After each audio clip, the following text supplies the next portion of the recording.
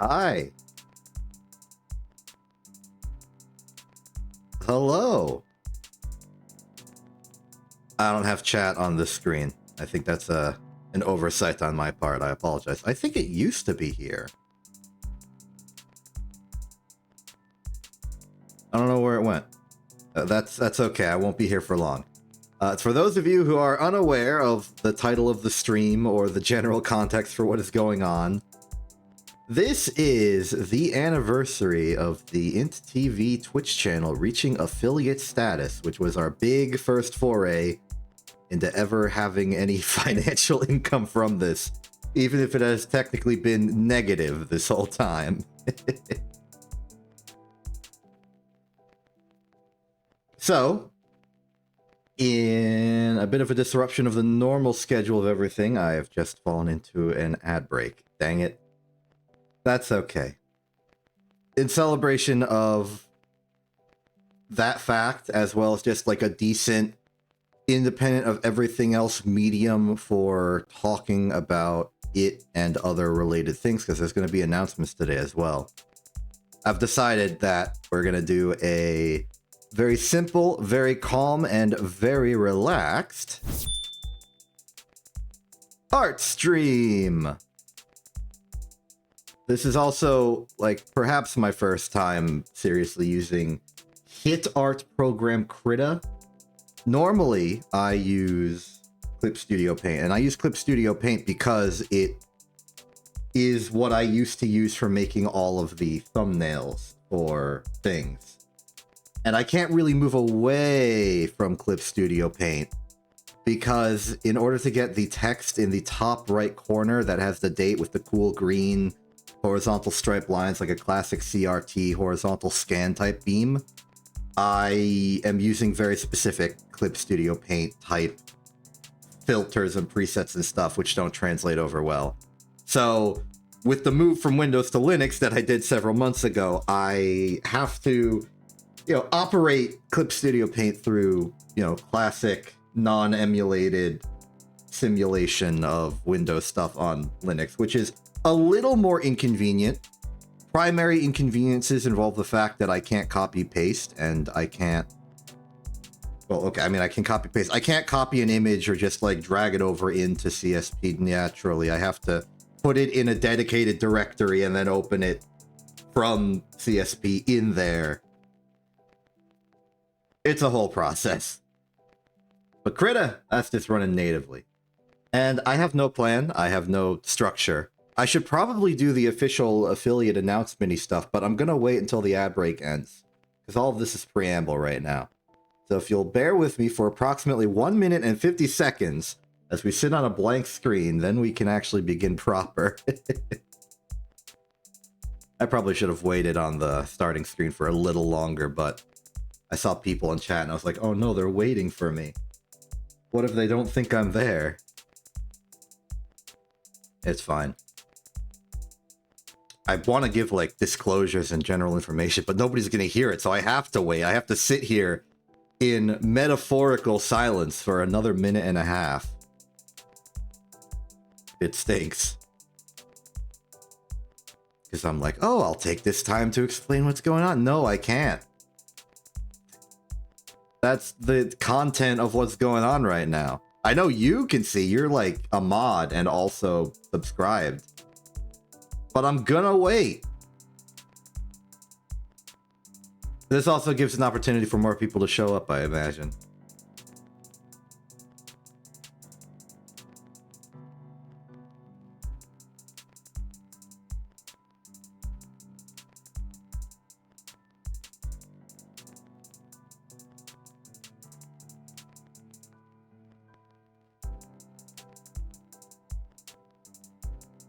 Why am I sitting here worried about, like, people being uninterested? Nobody's here yet. That's why I'm waiting.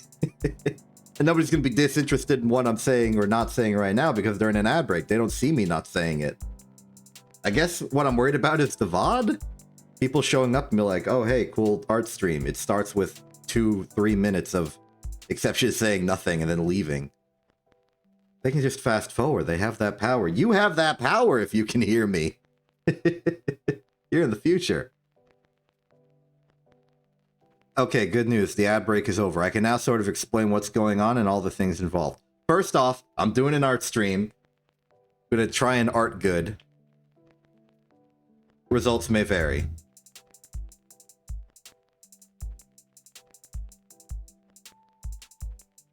So have that be established. Second,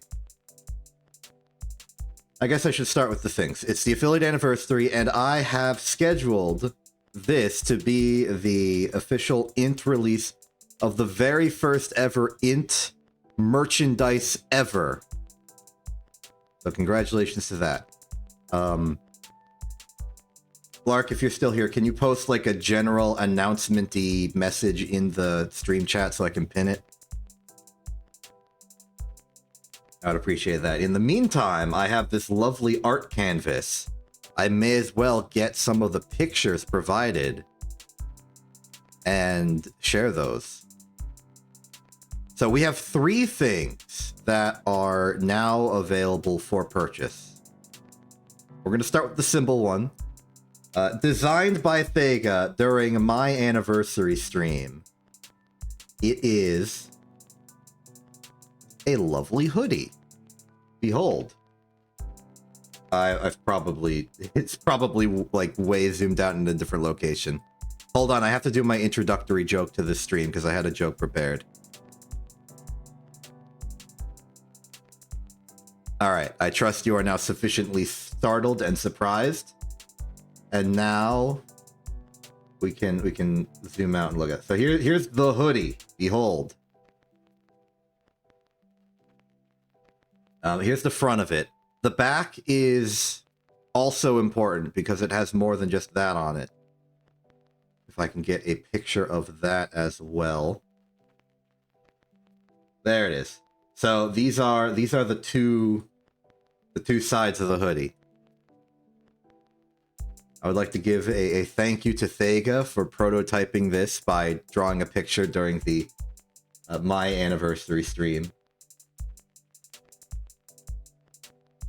Let's keep these on the table. Have to crash course learn how to use Krita. How do I move a thing?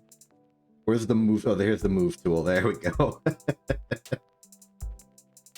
Now I imagine there's some kind of like merge layer.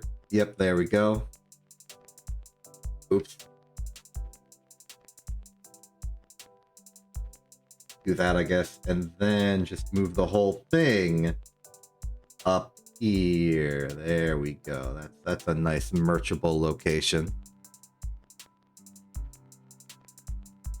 Next up, we have... Okay, the next 2 things are kind of like a one unit thing because they're the same imagery, just in a different medium. We have a combination of an acrylic keychain star, not. Oh, hey, is that the? Oh, you've already pinned it.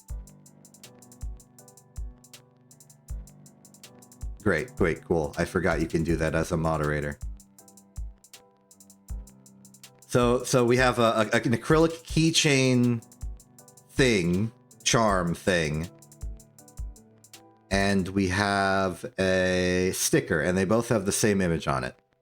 I am taking these by getting screenshots from the actual storefront, which is linked in the pinned comment that was just pinned.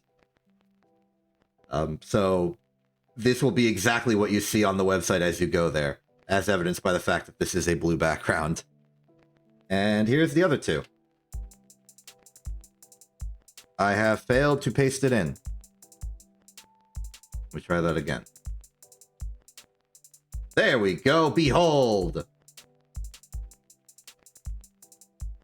So they're the same image, but one's on a sticker and one's on an acrylic charm of some kind. And I think it looks really nice. Also, unrelatedly to the actual quality of the charms, look at the resolution of this photograph. It's zoomed out because I took a screenshot of a web page, but the actual image is was posted by Lark earlier in the business chat, and you could see like the individual threads on this like mat that they're put on. It's like, you can see like all the high quality threads of a thing we're not even selling. That's what we should be selling, like mouse pads or like little kitchen mats or something.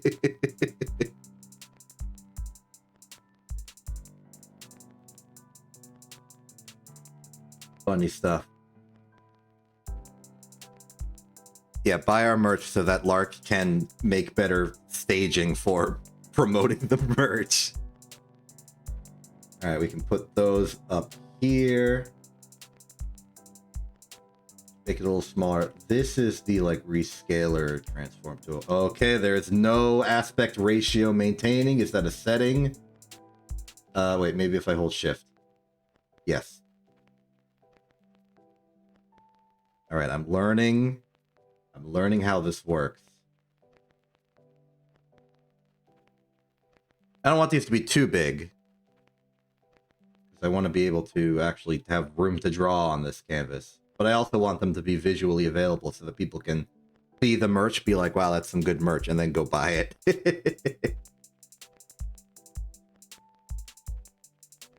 Put that over there. Also, I forgot to mention, the illustration itself was created by Vriss, who has been doing the thumbnail art for me in the immediate to recent past. And we'll hopefully be doing some in the immediate to near future. Though I don't have any concrete ideas.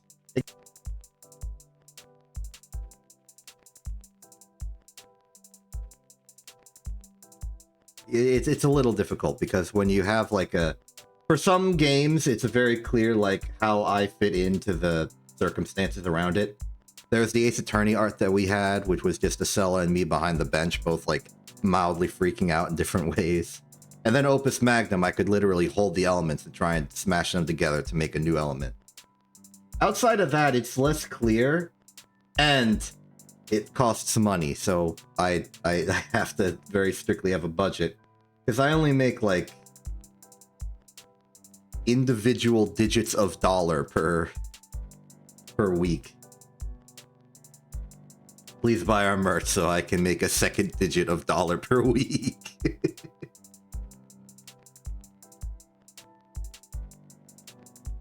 I don't know if there's like other formal official stuff I should be doing. This is like the least important involved operating stream in terms of what I'm doing since like the floating point era. Lost to the Dark Ages, but still. So it doesn't matter too much. In fact, it matters so little that separate to this art stream, I'm also passively monitoring a me playing through the game of Antimatter Dimensions hit idle game. So you can tell where my priorities are at right now. I'm doing pretty good. I'm in the Replicanti area of progression, and I think soon I'll be able to hit my a new I don't know how to describe my progress. I got Replicantes and they're Replicanting. That's like the latest. That's the latest news. So if you know that game, you kind of know how it is. Or perhaps where I'm at. Currently have approximately E51815 antimatter. So that's another metric for your metrics. I'm waiting for the Replicanti to increase and then to get the points. I should get enough. I'm just explaining Antimatter Dimensions at this point. Stop doing this. Okay, so yes, art. We can lock the merch layers. Actually, I'm going to make the merch layers the same layer as further testing of my ability to do this. Merge those. We're going to set the... Where would I set the opacity of this layer? Oh, big old bar that sets the opacity. Can I set the color to addition? Would that make it... No, because it's a black background. It won't help. Color did not help. Darken. I don't know why I thought that would help. Multiply? No. Overlay? No. All these settings do very little when on a black background.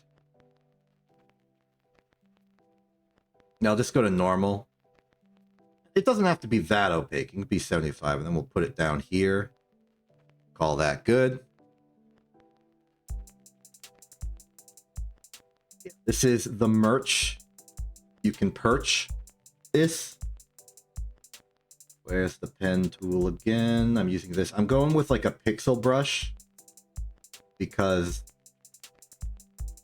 I don't draw with that much quality, and having to deal with like aliasing versus not aliasing, I don't want to deal with that. I can just like make a shape and then I can fill tool it later and everything's fine and good. So here is the, I'm going to make an announcement. New meter exclamation mark, and then point to them.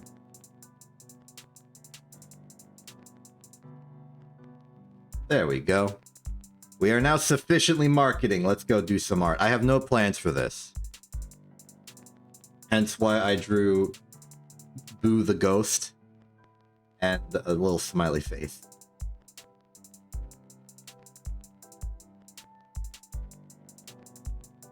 Guess I should start somewhere. We can lock that layer. We can go to the actual paint layer, and then we can start arting. For real. And then also do business stuff on the side. It's all good. It's all nice. Yeah, we don't need market. Actually, you know what? Marketing is canceled. Get rid of all of it. We don't have it. It's gone. We sold out. Nah, we do need a source of income, but I don't think we need to worry too much about ads.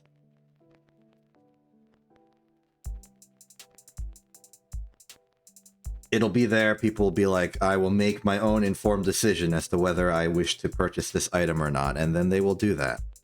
Because at some point, like the pushiness of marketing, you're eventually gonna slippery slope yourself into just being evil.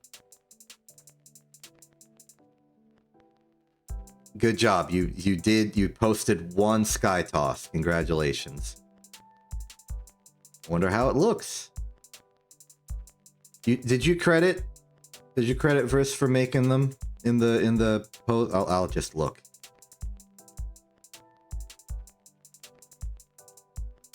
You did not, but don't worry, I will do so in the reply. You should probably also mention it in like the description for the item, just in case, because I want to give proper attribution. Yeah, you didn't, did you? No. It's you don't have to remake it for the post. It's I'll worry. I'll do the blue sky just by my own like quote reply, and then you can just edit the storefront to add it to the description. Because I was about to make the quote, and I don't want to have to rewrite the quote. I'm gonna quote post, as they call it.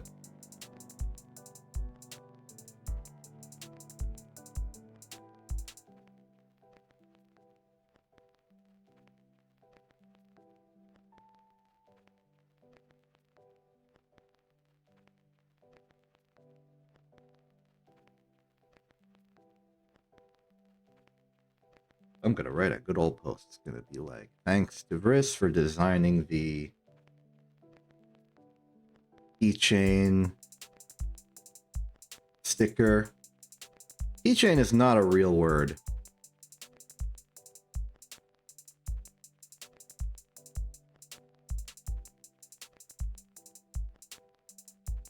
How do I access? What's Thega's?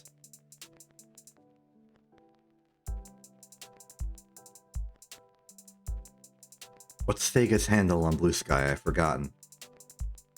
It is not trivially appearing when I write Thega, which confuses me. It's gotta be here somewhere. The ghost is getting mad at me.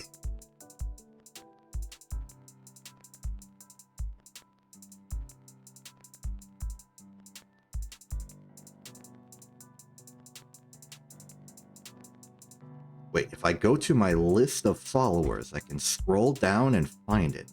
Fortunately, I do not have many followers at this point in time, which will make it easy to locate. I stand thoroughly corrected. Ooh, what? No, I saw it and then I left the page. What have I done? It is just saying it. Why did that not show up? Man, I over-engineered this. It was too simple. I did not get the autocomplete possibility. Maybe it's because I thought there would be numbers after it.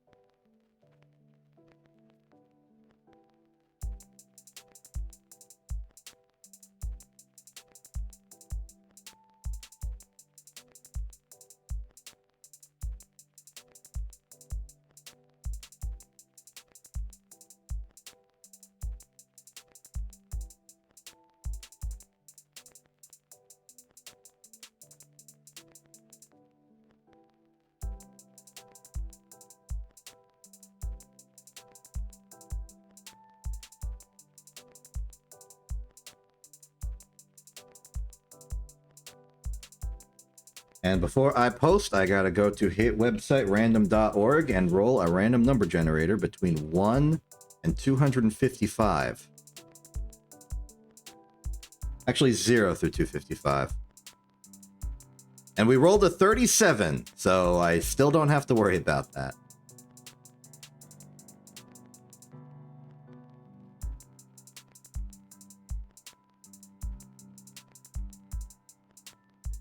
I did it. I posted.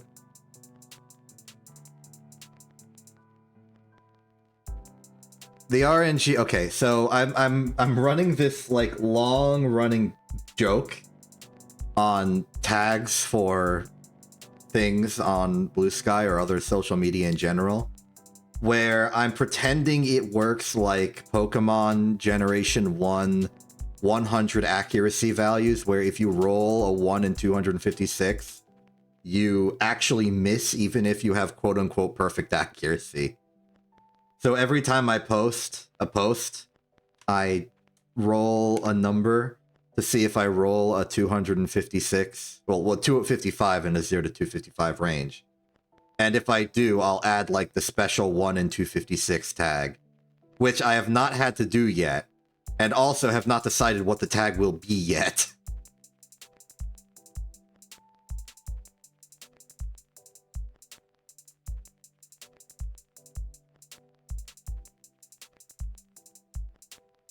But it'll be funny when it happens, let me tell you.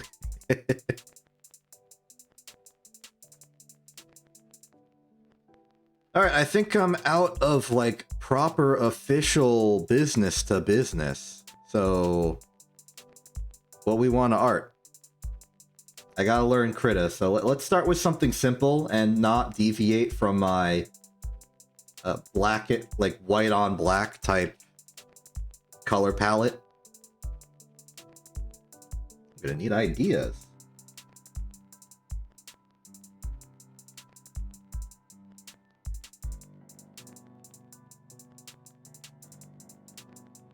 I guess I can start with, I guess I can draw a little me.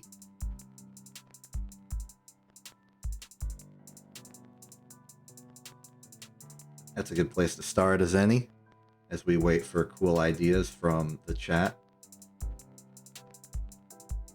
Now, I've drawn myself before, primarily as part of Blueprint's operations, and it's not like visually I've changed in any way since then.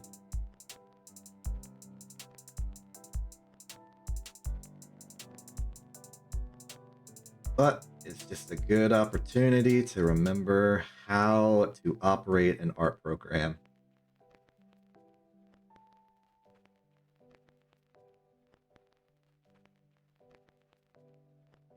I really don't know how to, like, consistently do a good, like, front hair part, because, like, vaguely I'm facing this way, but, like, or at least, like, the hair is directional, And one side is easy because you're like theoretically the head is rotated slightly in this direction, so you can just do like some more hair. But the other side, it's like, what do I do there?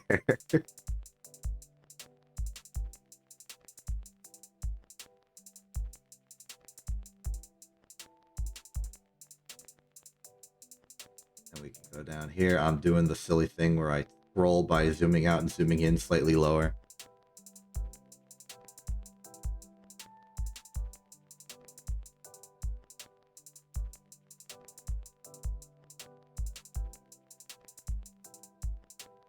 Get the little scarf dangly bit before we completely like draw under it, let it obstruct things preemptively. This is Z culling. This is what they do when they Z cull. They make sure they draw the front stuff first. Actually, they only really do that. It's not so much that they draw the front stuff first. It's that whenever there's something in front, they don't draw the back. But because we're dealing with a 2D art medium of illustration, we do have to draw the front before the back. Otherwise, we'll have to erase the back once we draw the front.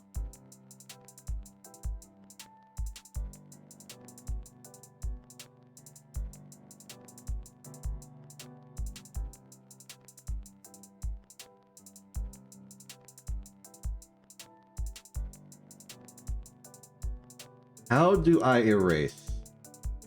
Where's the erase button? Is it like a... Okay, that's color selection. Where erase?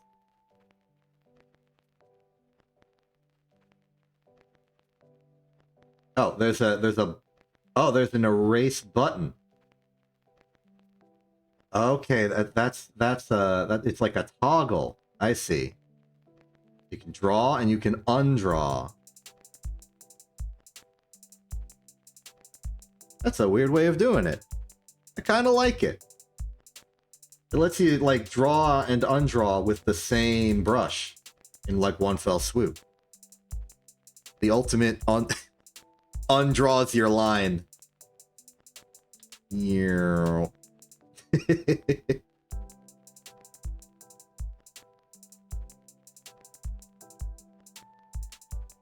Then we go down here. I fortunately do not have complicated pants, so I don't have to worry too much about like pant details.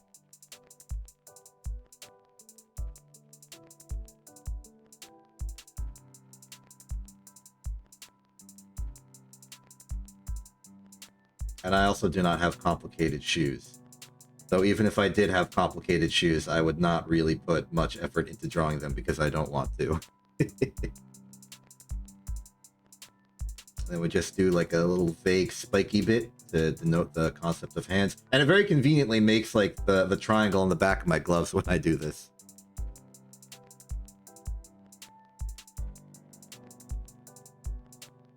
Doesn't make much sense though when I'm like, this is theoretically palm forward. Let's just fill that in. We'll fill that in just so that we don't pretend like we're being fancier than we are. Me when I rotate to look at somebody. The arrow is now part of the drawing. A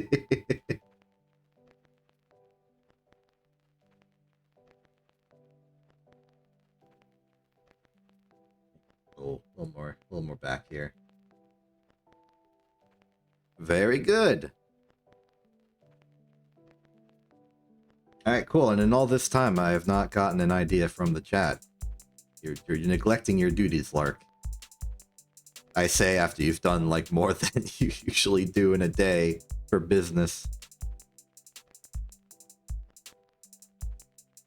In unrelated news, I have reached Infinite Replicanti and can now purchase a Replicanti Galaxy if you were wondering about antimatter dimensions progress. I think this has given me the achievement that lets me keep the Replicanti when I do a big crunch. This probably sounds incredibly nonsensical to anyone who's not familiar with the game.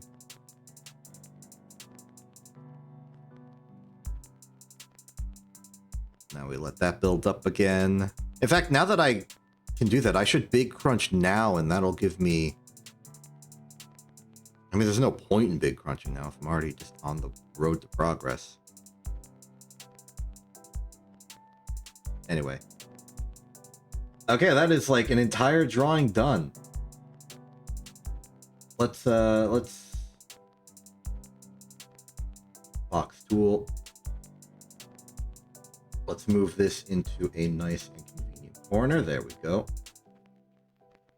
Is there like an unselect? Oh, is deselect. Okay, cool. It's just a little like menu that appears on site.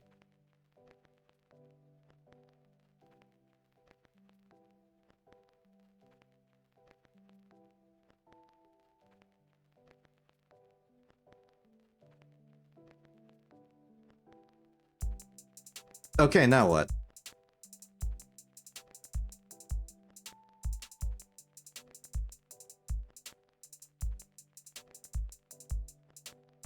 And you're allowed to do that. I need the ideas. I need to establish the precedent of me drawing stuff that isn't just literally myself or this one ghost, which is also a visual pun.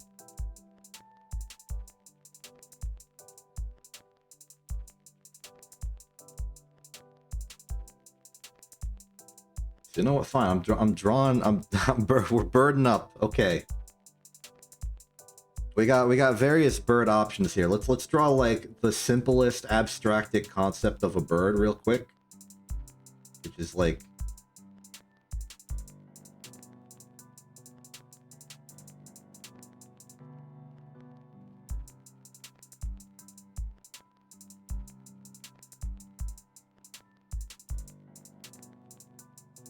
there. This is like the platonic ideal of a bird. That's not what platonic ideal means, but like this is like the simplified essence visually of bird. Now we're gonna draw the borb.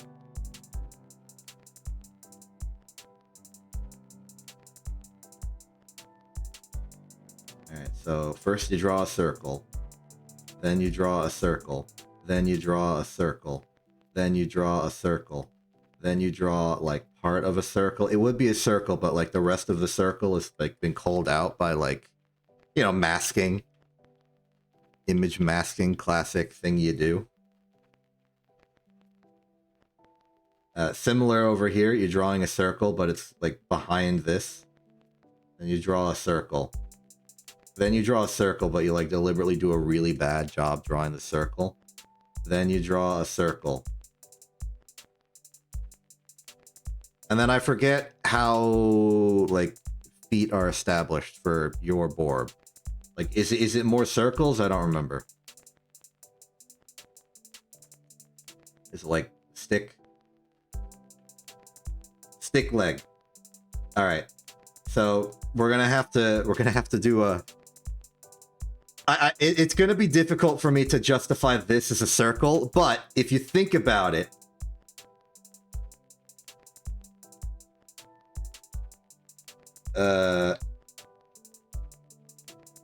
Yeah.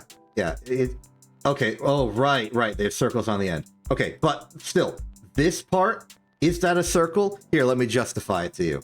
Here's a circle, but if you like imagine we're in like a 3D coordinate grid, and we like rotate this along like the horizontal axis, we can make like this circle. And we go like this circle, and then we go like this circle. And like, if you look at this, and you look at this, I think you'll see that while this logically is a progression of circles, this and this are visually identical. So justified, circle. This has been geometry.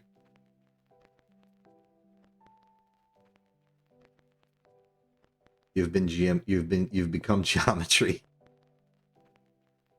Yeah, it's just a lot of circles. It's like how all 3D rendering is done through triangles. It's just we're doing it with circles now.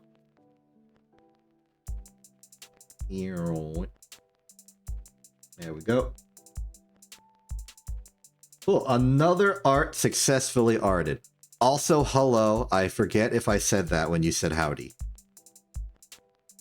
We're doing an art stream to celebrate getting affiliate a few years ago, and also for new merch. The new merch is not really a part of today's festivities of the stream. It's a part of the festivities for Affiliate Day. But because I'm celebrating Affiliate Day, I have to bring it up. I guess we're saving the geometry, even though I'm totally going to forget what the heck I was talking about in retrospect.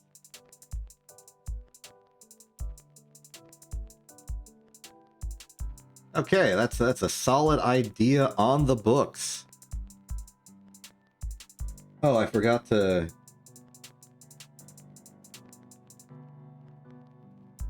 like tell people I'm streaming art.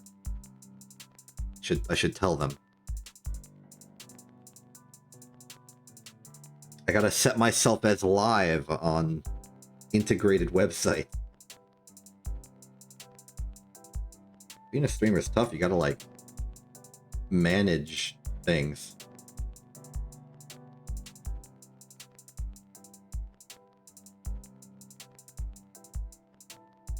Fortunately, the relaxed nature of this stream means that I can be as unprofessional as I want, and it's okay.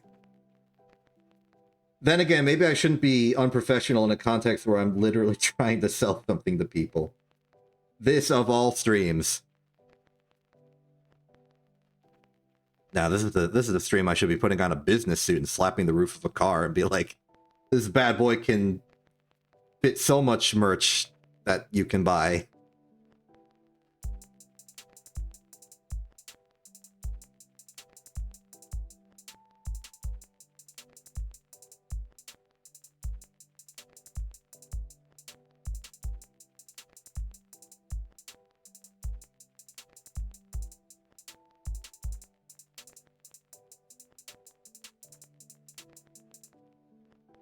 There we go.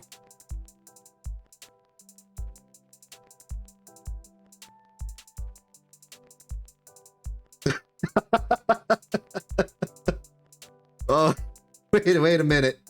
Wait a minute. Do you have a transparent picture? I mean, I could probably just make one. Hold on. I think you're onto something.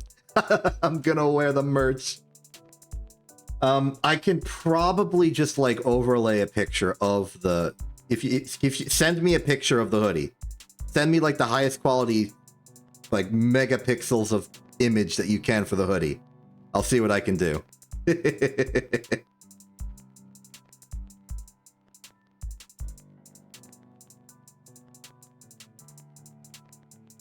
It will not be clean. It will be literally just an image over myself. I could properly do the hoodie as part of this. I don't want to. I'm not putting that much effort into it. I think it's better if it's as low effort as possible.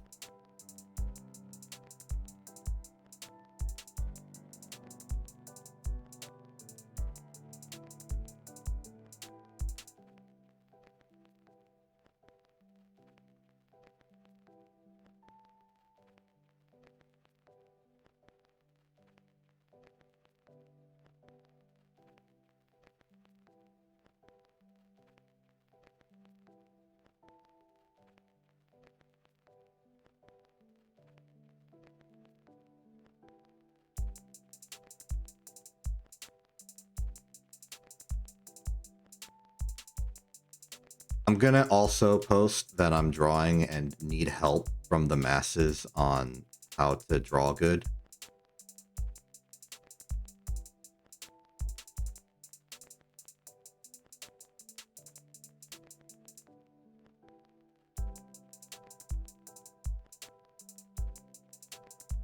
There we go. Business. Oh, good. The image has arrived and it's transparent. You know what? I'm gonna do.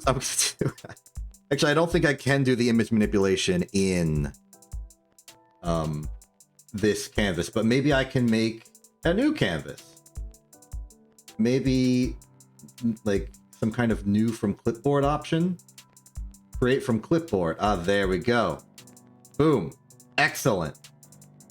Why is there like it's filled in the rest of the universe with non-trans. Why did it make it bigger than the canvas if it...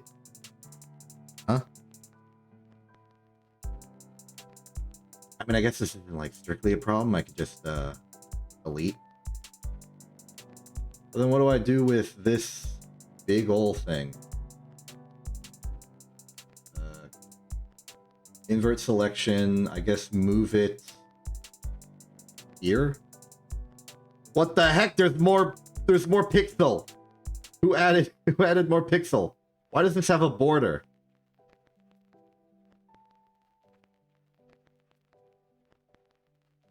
Delete this. I did it, I deleted that. Then we can hit the export button. I will just put it here. Oh no, I should try and like tactically get rid of the top of it so that I can have my head in front of it. So I need to erase this. Or I can delete this. So let's make this big old circle. If I'm not accurate, I can just crop the rest in post. There we go.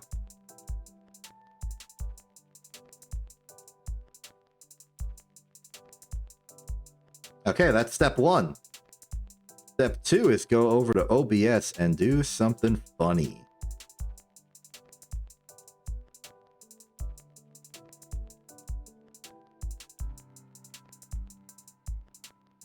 Let's add ourselves a new image. Image file will be the hoodie. Now I gotta, like, move it good to give the illusion.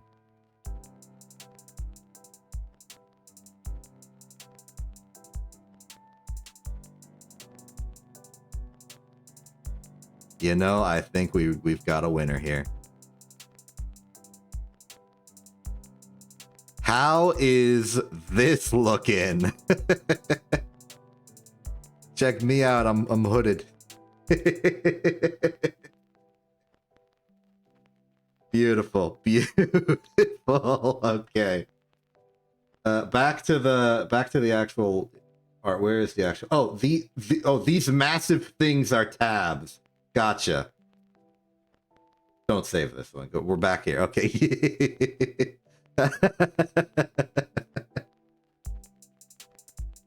All right, great. We're officially getting silly with it. I'm happy.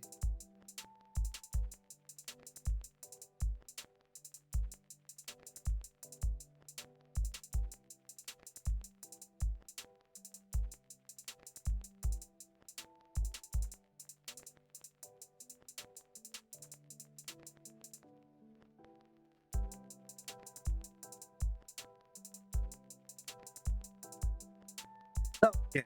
All right. What are we doing?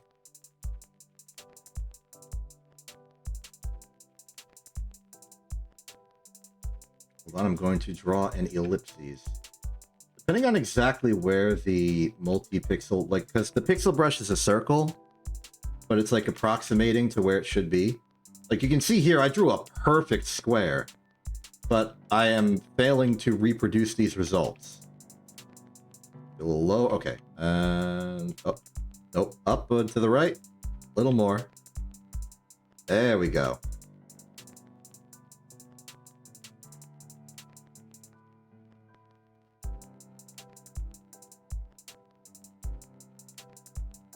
Frankly, an impressive technical feat on my part.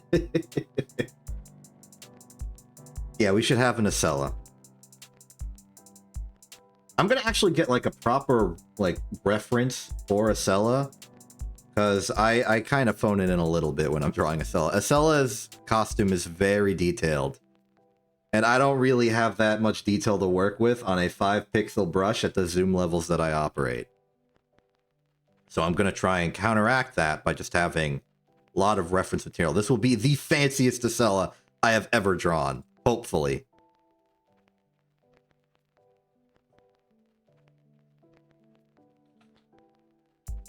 You will not see the reference. Because I've got the power of, like, multiple stuff.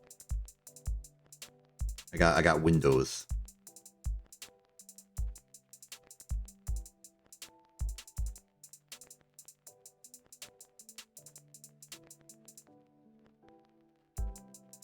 All right, let's do some analysis here. The first and most important feature of Acela.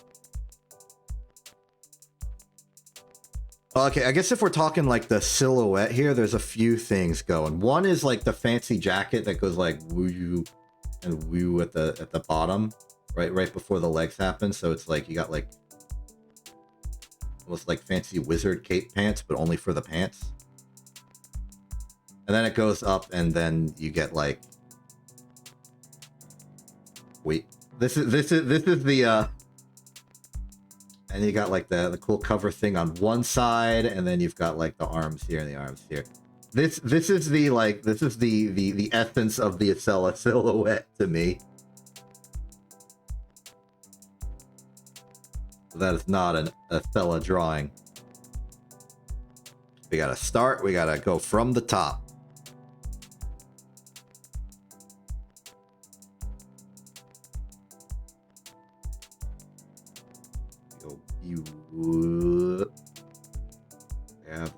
We gotta have the good Hogue.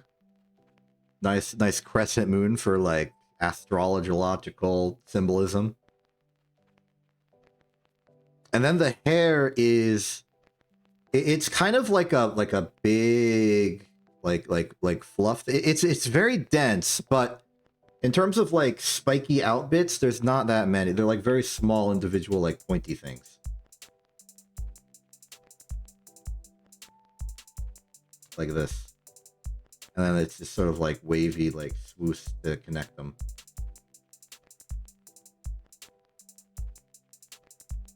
I don't think I like how the shape is emerging from this. We gotta stay simple, even if I'm trying to be fancier than normal. If we had the Hogue last, because that's not really a good anchor for like reference to move off of. It's more of like a, well, it's literally an end element because it's the end of the head. This doesn't tell you much. You can make like just a really big one and then have a really tiny Acela and it would still work. So it can't be used as like a, you can't, despite the shape, it makes a poor banana for scale.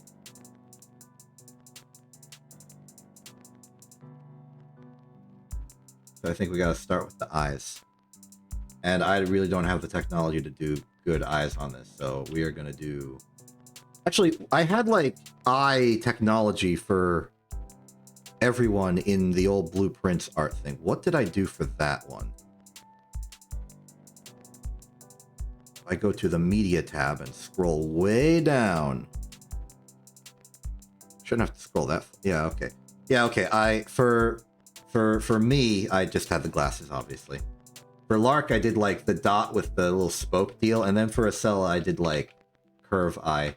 Like you for good, happy, energetic.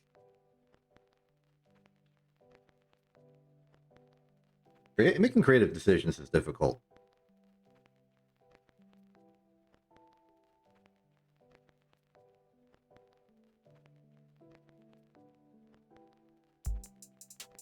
And it's here. The smile that you made.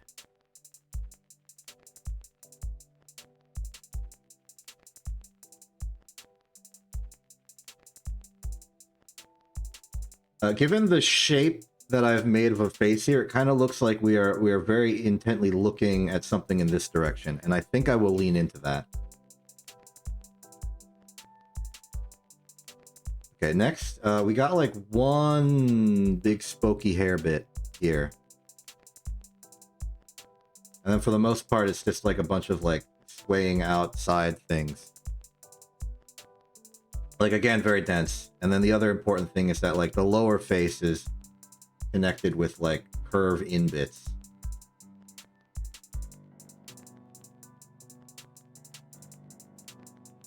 This is the essence of the Acela face. We're doing it. And now we can start thinking about putting the Hogan. I might want to just, because of the size that this is turning out to be, I'm gonna just make it one, but I'm gonna try and make it like as crescent moon as possible.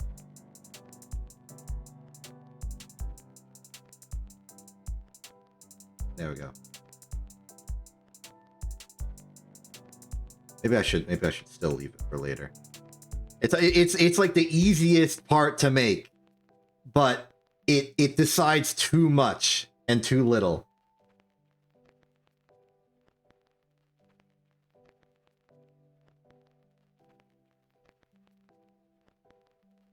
Okay, maybe. Well, we can have the bottom of the face now because we got to the bottom of the face.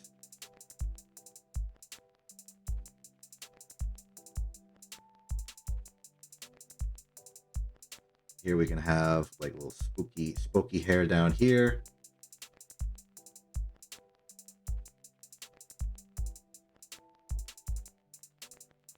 So aside from like the general arc of hair that sort of goes around, you then have to combat that by adding in like the spiky bits.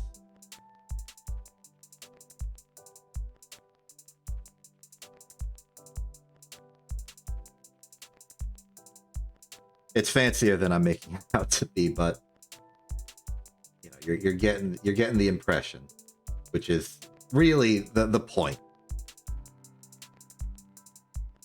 I can't really be one for realism myself.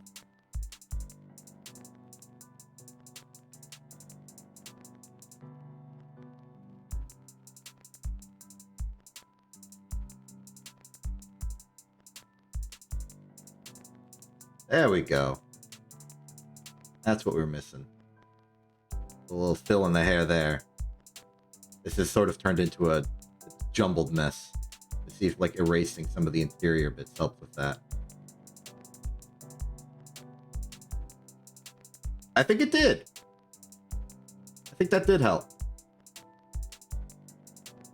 That's a little too much, but yeah, I think now we have the impression of like a hair with pieces instead of just like a scribble. All right, now we got to go on to the jacket, which is easier because it's not like a complicated shape, but harder because it's got details on it. But we can start with the outermost section of this, and we'll do the lower hair once we figure out where there's room for it. Let's start with the important detail.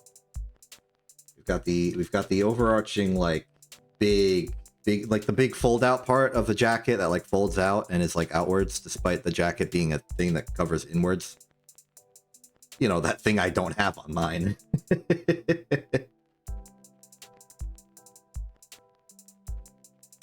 So this is like that big overfold, and then we have like a second bigger overfold.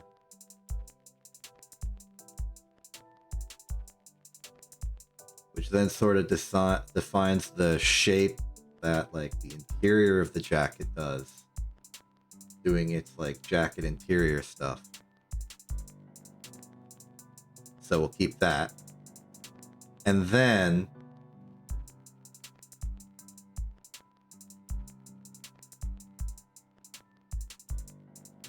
yeah, so like it looks jackety.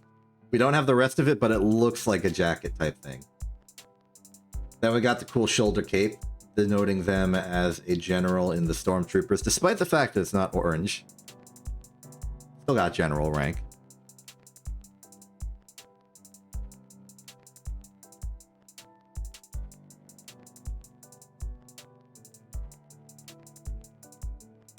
Okay, and then there's like the vest.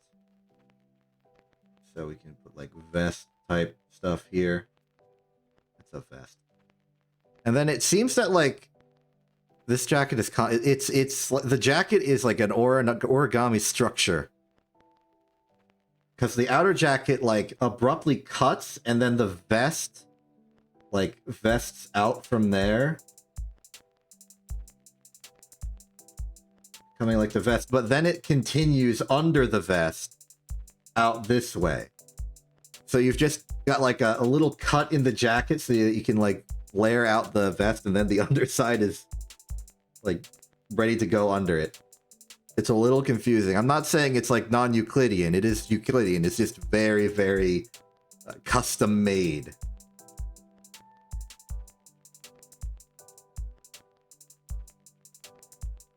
And then from here, you've got like the notion of like the end of the jacket, because this like spools out to be like the outside, and then this can like whoosh back up to just about here.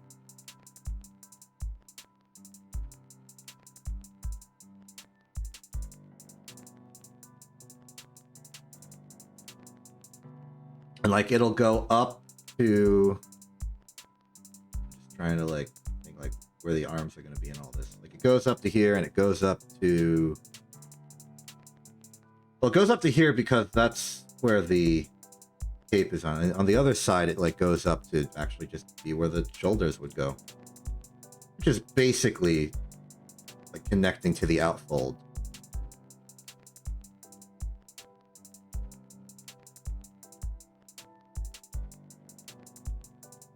There's the fancy, there's the fancy bit of the like way above everything, above like the vest part. There's like the like metal encrusted, I don't know the terms.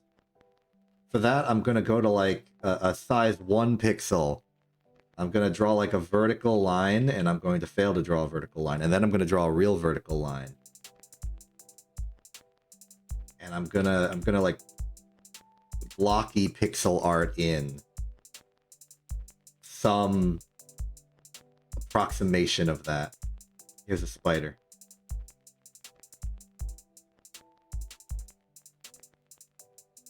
Oops, I've accidentally, for some reason I want to right click as a substitute for erasing. It did not work. Then we can put another one here if it fits. It doesn't, but we can fit in some of it fitting in there.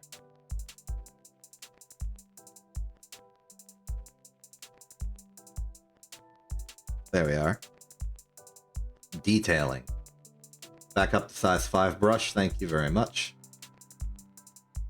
We can do more detailing later. Then we got leg.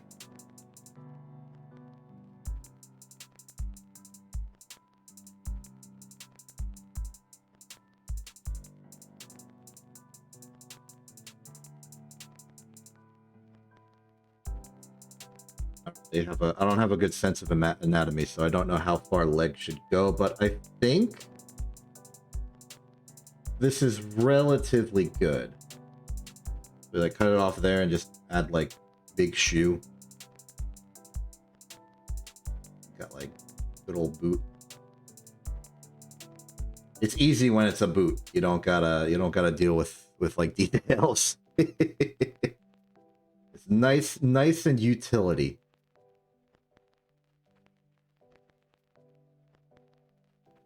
All right, things we're missing. The interior of the back of the jacket, because that like does a thing. It goes like woo, and then it goes over here. It's like woo, and then there's like other parts that like emerge from the darkness and like spoke out.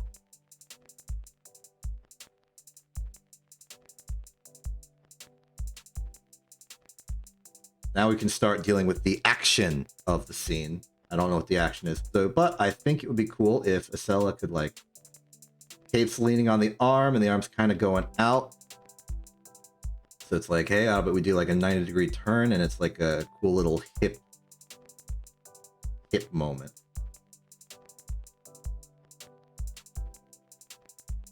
Then by erasing into the line, we can give the illusion that it's like forward. Fill in a little bit back there, and we get like a little spokey bit for hand. And then it's the opposite of the cape arm that has like the ribbon.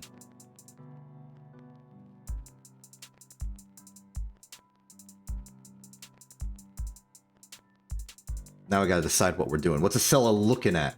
What's Acela's action being performed here?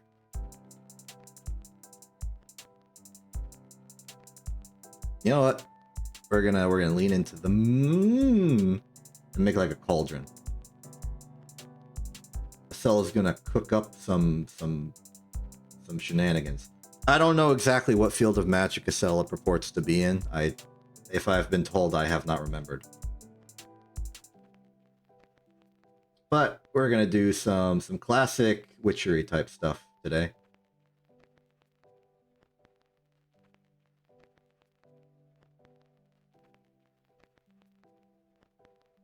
Some nice cooking of a mystical form.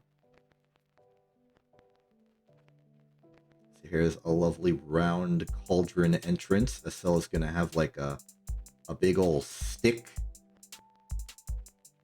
And you know what? I'm gonna make it a spoon. Like classic ladle type cookery. We get a big round cauldron. I don't know how these cauldrons like stand. I guess this like little. You put it in like a ring that has legs and it just goes around the side. That's how I do it if somebody asked me to make a thing to put a giant spherical metal ball onto. And then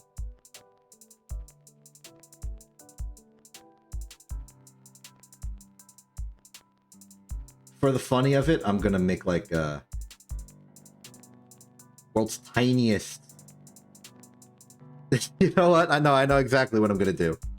We're gonna add this to the modern ages here. First off, we're gonna flatten the bottom of the cauldron for sanity, because like when a cauldron's not in a stand, you probably want it to sit flat. So this will also give me room to sort of keep the illusionary line of the floor like logical, while having room to put on something underneath. I'm gonna put a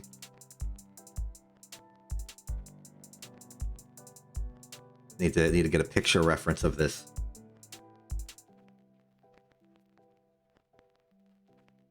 I'm gonna put like a little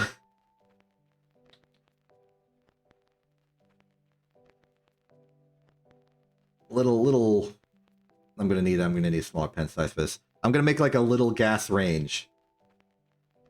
So you've got like the little smoky bit, like you would see on top of an oven or stove.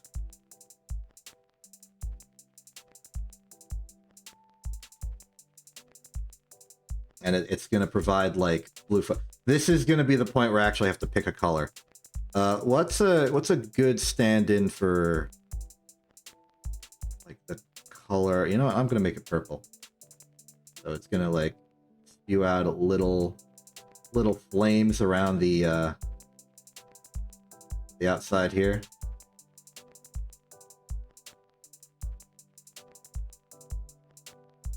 It's gonna like transition to like a bluer but lighter, like a gas color.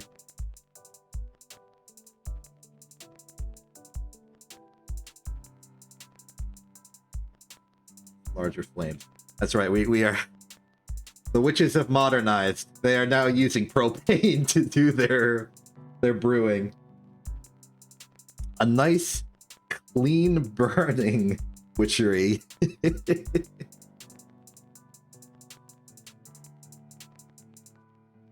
And now we can go back to white. We can go back to size 5 pixel brush. Make nice little heat smell lines. But also, for that added witchery feel, some bubbles.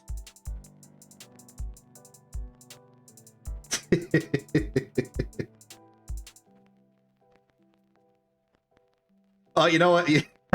I'm adding to it. This is now like an official canonical box that exists, and we're gonna have like, okay, we're gonna extend these, so it makes more sense. This is now a witch's grill.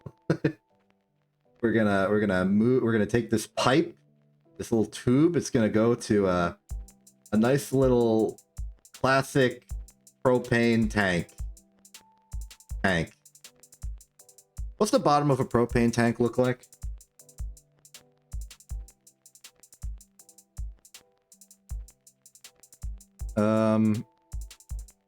Okay, yeah, it's just like a bigger cylinder. Gotcha. And then we're gonna put like the diamond on there. That's the like.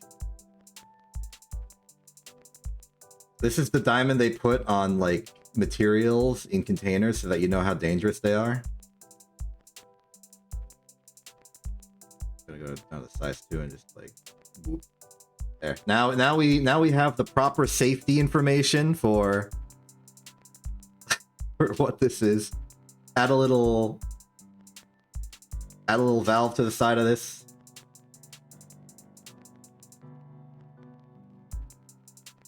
Great.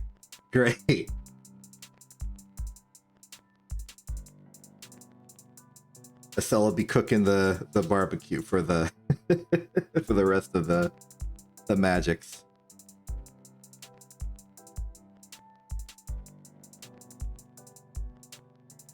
I'm really proud of this one. Yeah, OSHA would be happy about. OSHA might not be happy about this part of the equation, but this, OSHA is very satisfied.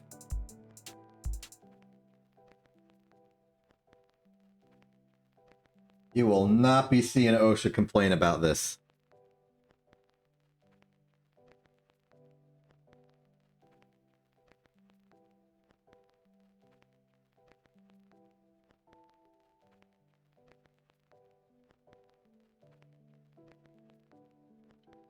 Wait, hold on.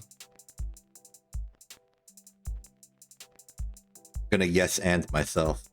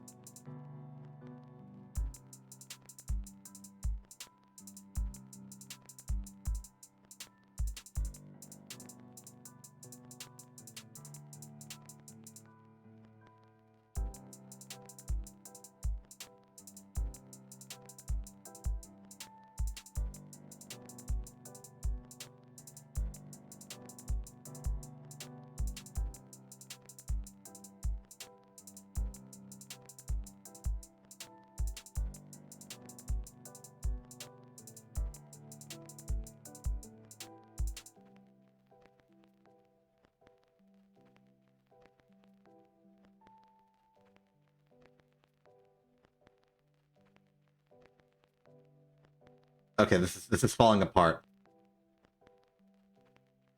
I wanted this to like, yeah, it's the opacity on opacity is not helping the situation.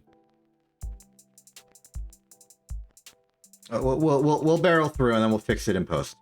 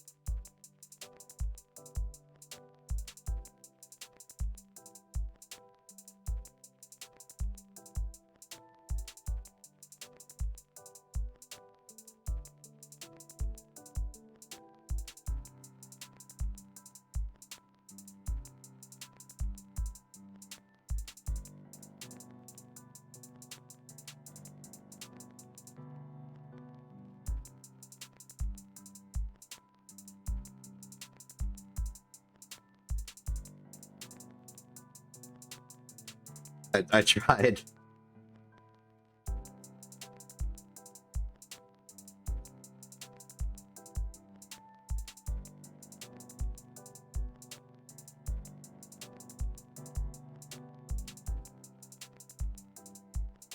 But this is Hank Hill approving.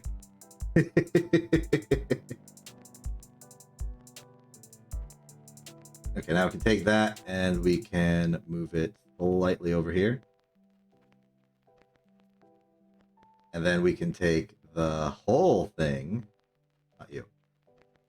Take the whole thing, and that I'm proud of this one. This turned into a thing with like a plot and a theme.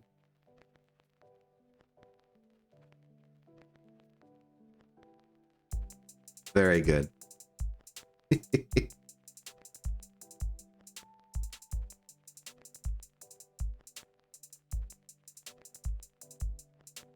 All right, back to real opacities, real values for this.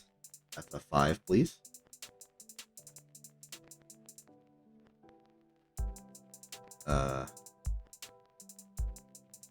I guess I set the opacity on the mover of thing.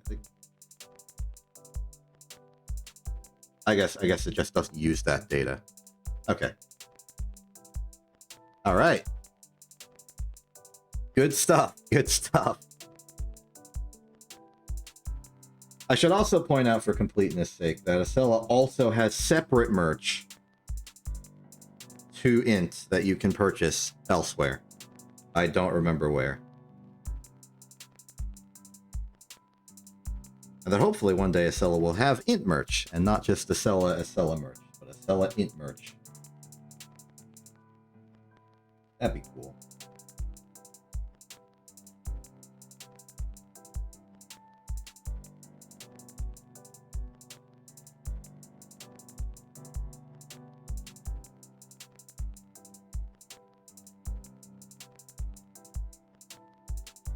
Yeah, we can. Okay, what now? I've gone through all of my simple ideas, and then a very not simple idea.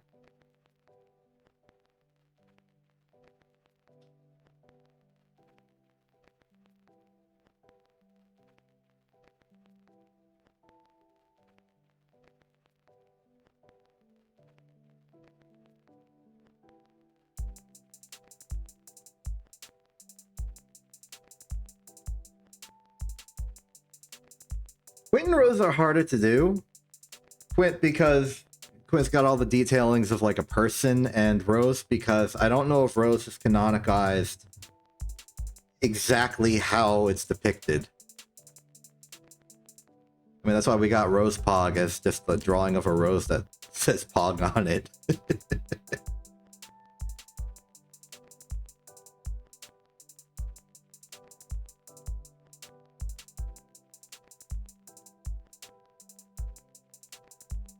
Building off of that, though, I could draw like Rose from Homestuck, just arbitrarily.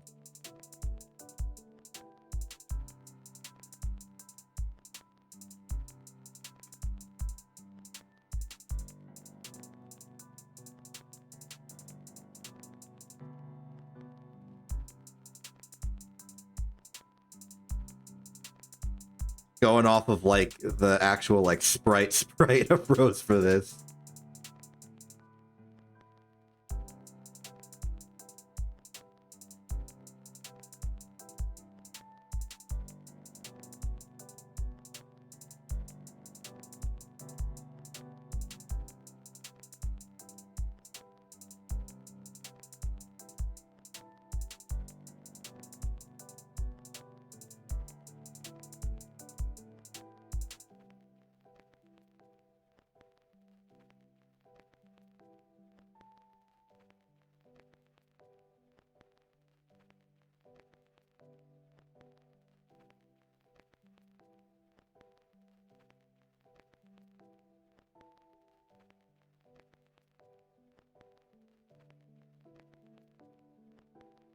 They do not provide good, like, sprite. No, never mind. It's in the outfit section at the bottom.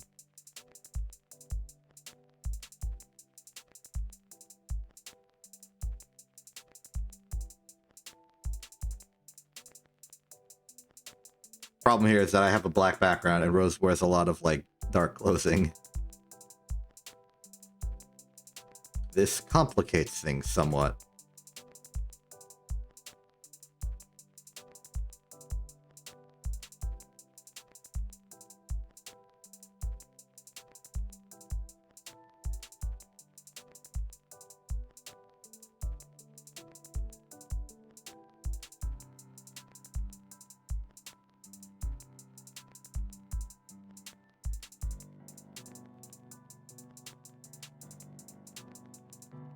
I'm going with the velvet squiddle knit dress because it just seems like the one with the most details that I can actually like make something out of.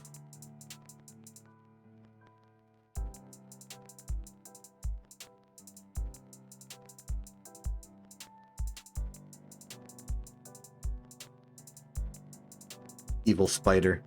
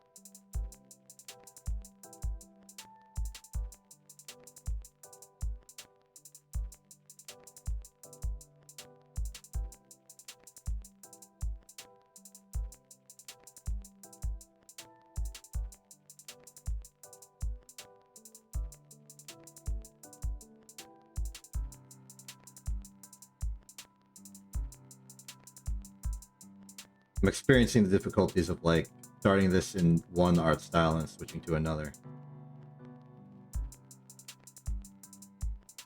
I think that'll help bridge the two.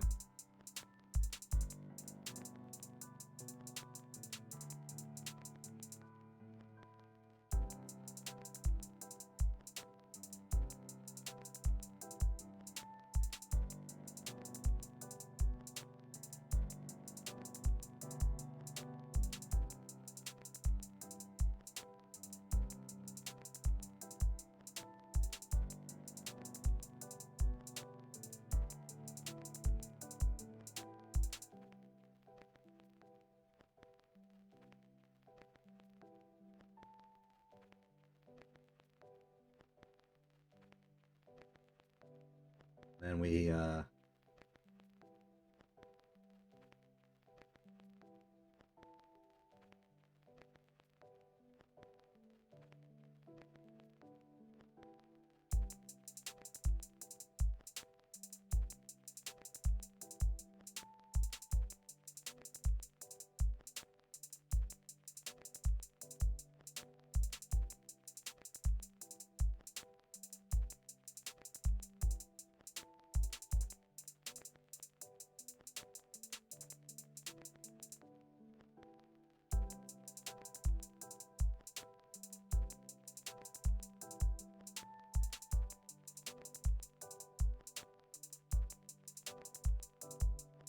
the joke here is that Rose performs the violence, thus having the victims require therapy afterwards. This is how she maintains her business. It's a diabolical scheme, if I do say so myself.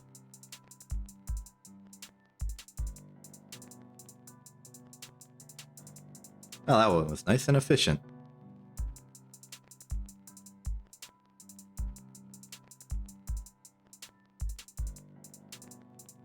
Yeah, I've managed to survive for an hour and 20 minutes just drawing stuff, and yeah, it worked quite well.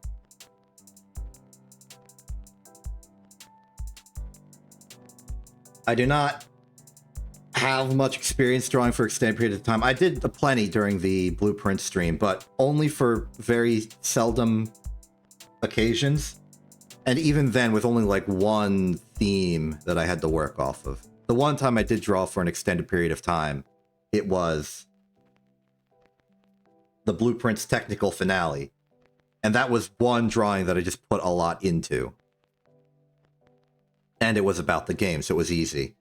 This, I'm having to like make ideas, and I'm having to question, oh goodness, can I actually manifest and materialize this? It's a little intense. It's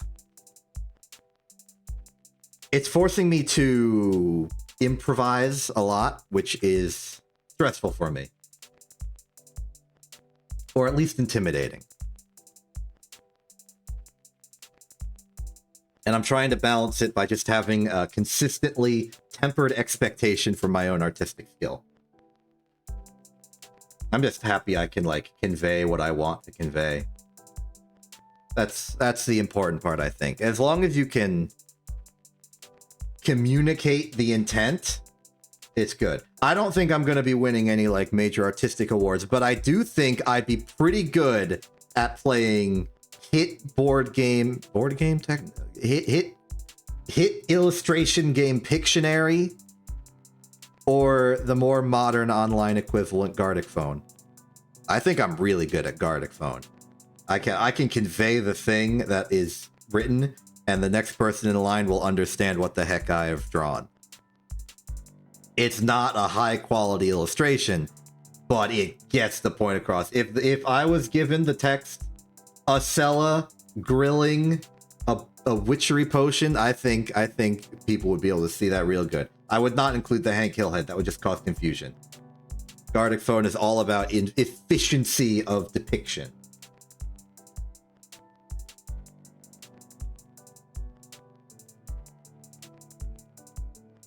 I think I'm reasonably good at it.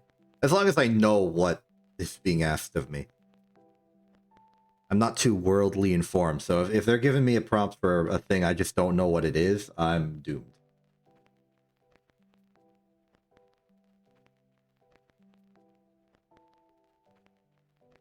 There's the... You would, because you're having a fun time, but everyone... that's not how you win! Actually, I don't know the rules of Pictionary. Gartic Phone doesn't really have victory or loss. There's no scoring involved. Maybe like Jackbox Game Drawful? I don't remember. I do not art competitively. Not that much anyway. Though I have wanted to, or at least considered participating in Art Fight before. I worry that people who are expecting artists to be participating might be disappointed with what I provide. But I need like a motivational poster, and it's just that one drawing of the person excitedly being like, 2 cakes. That's the mantra you have to have when you're me doing art. Like that the 2 cakes paradigm holds firm. And oftentimes it does, because I can convey a funny situation, and that is novel and unique. Who else has drawn Acela grilling a potion with propane in accordance with OSHA and Hank Hill? Like, nobody's doing that. I'm doing that, and that's what I provide to the artistic community. An unarguable quality premises.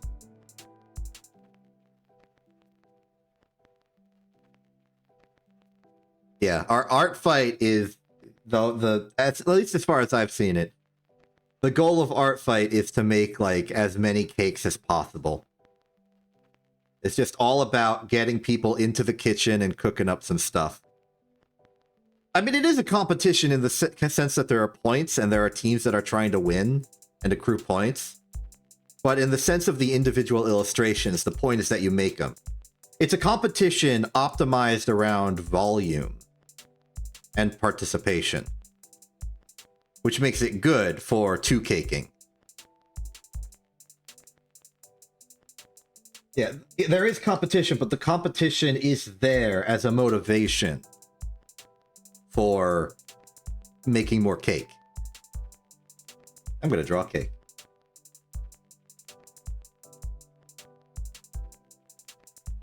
I think it would be appropriate to draw a cake because we are celebrating a birthday in a sense. It is the birthday of Int as a company having a source of income thanks to Twitch reaching affiliate. Hey Thega, how you doing? Actually, what year is this in stuff? Yes, the merch shop is real. It's here. You can buy it. Here's what they look like. The images here are slightly transparent. I can make these fully opaque. That's fine. They're in a corner. They're not getting in the way.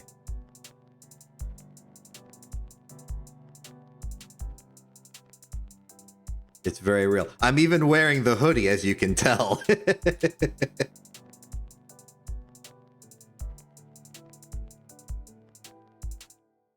So how many years have we been an affiliate? I need to check the numbers. Because I think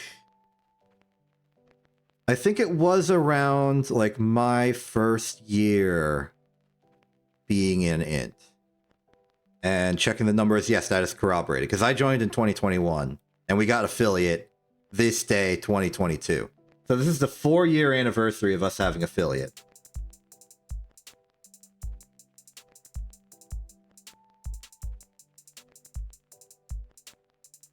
Drawing on the wrong layer. Let's draw. Let's erase more of the top cake. And make a big old fancy 4.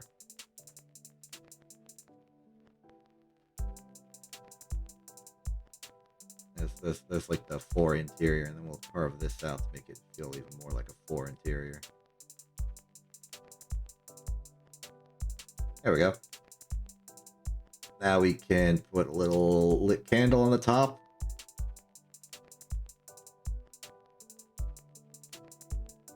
Back to size 5 and fill in the top of the cake again. We did it. We celebrated.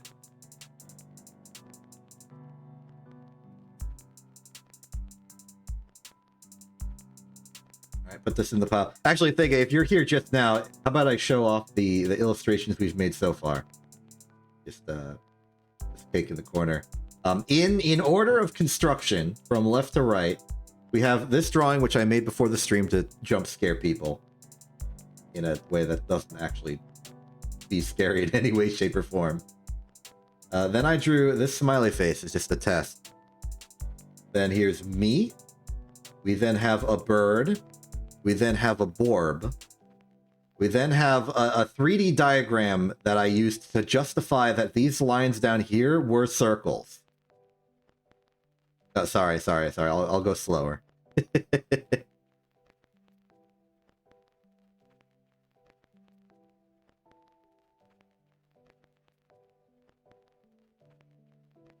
There's only 3 things on the site. Or you mean the website overall? Because the website overall has been updated for a while. But there's only 3 merchandises.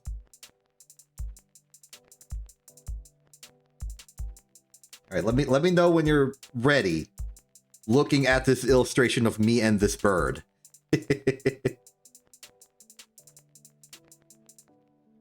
Okay, so we have me with the bird. Then there's the lark borb. Then we had a 3D diagram used to... the joke for drawing this was that everything was a circle, except for these. But then I was like, no, that's just a circle viewed 90 degrees on. Yeah, you do. Estelle and I have stopped playing Factorio frequently. You should probably swap it over to Ace Attorney. Then we have probably the most involved drawing here is Estella brewing a cauldron with like a gas range under it to make like a potion or some other magical witchery type thing. And the gas provided is symbolized with the diamond, which is like the hazard material Safety Diamond and Hank Hill approving because it's propane.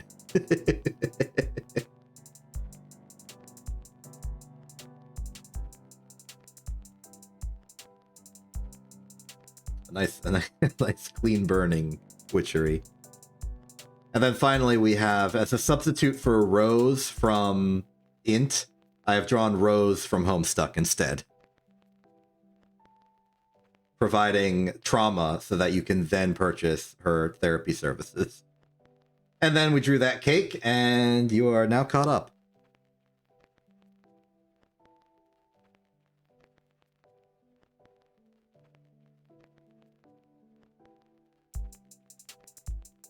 Yeah, we've had a busy time. A lot of good old arts happening.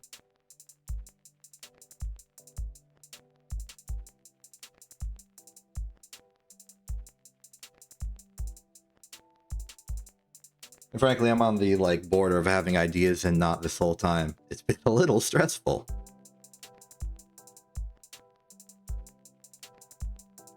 But it's all going well. I'm monitoring the situation in various locales. I have to double doing this and also doing business stuff.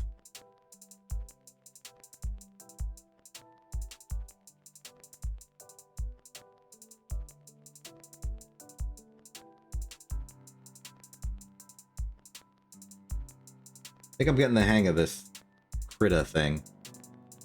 I can draw a line and the line will be drawn. I got a general sense of where the tools are. So I do have to look for them.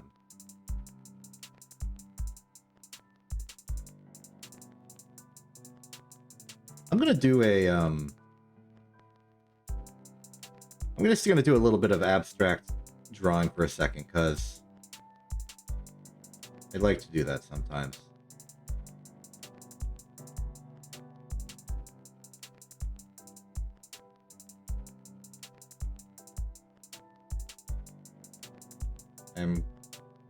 This is a classic, just pixel nonsense you do. I appear to be doing a Sierpinski triangle. Is that the correct triangle? There's a Sierpinski triangle. And then there's that triangle. Yeah, okay.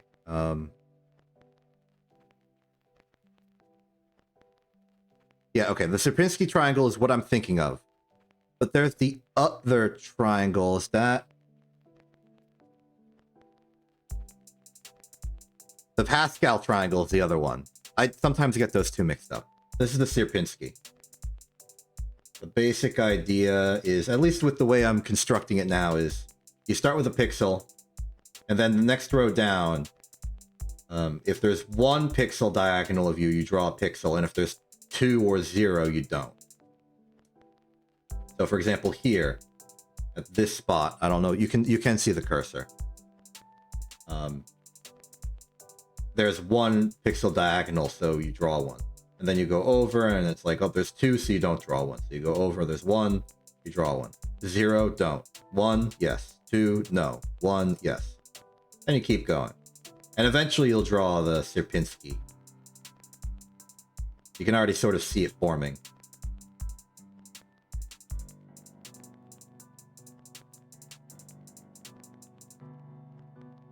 This is one way to interpret the Sierpinski. The other way is by, well, taking a thing and duplicating it smaller in a triangular shape, and then you'll just sort of make Sierpinski out of that. So this is a sort of cellular automata kind of way of doing it. And this is a bit more accurate to the kind of nonsense I just do with an empty document open. I'll just goof off and make simple rules to follow.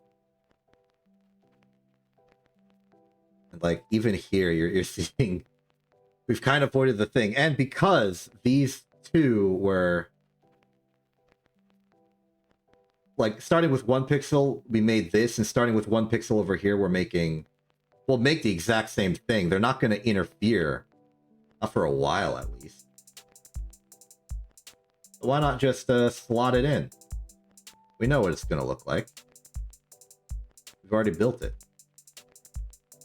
And now, with this convenience, you're starting to see the repetitive nature of this. In fact, from this immediately, we could just copy this and paste it over these two bottom sides. And it already just sort of build it. First, I'm going to merge the selected layers, and then, yeah, I will do that. Just one more representation. Okay, copy, paste. Move it over. And, like, me doing this will properly follow the rules I set out earlier, and it just makes more triangle.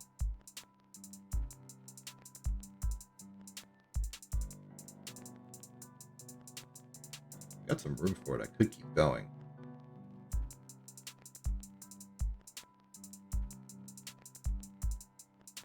Yeah, okay, one more, and then I worry about it getting too big.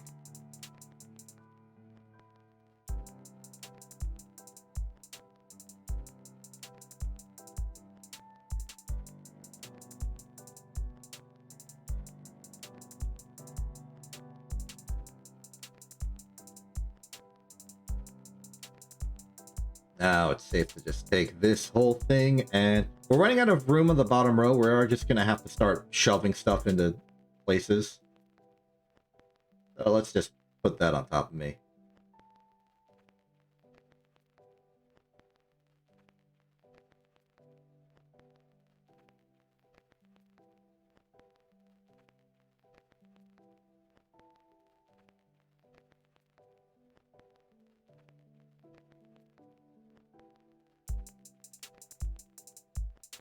Oh, I completely forgot. My original plan for my first drawing was I was going to, like, trace an outline to turn it into an acrylic charm. I completely forgot until this moment.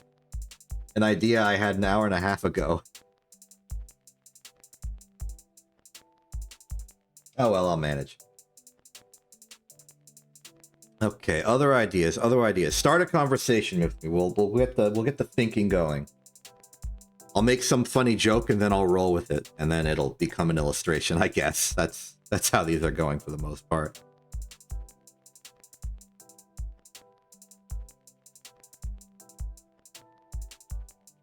Local factor. You know what? It just happened to myself. Hold on.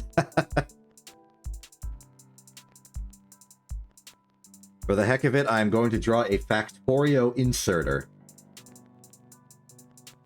And in this lull of time, you can think of additional things. Factorio inserter is a solid circular base with like a little tripod setup.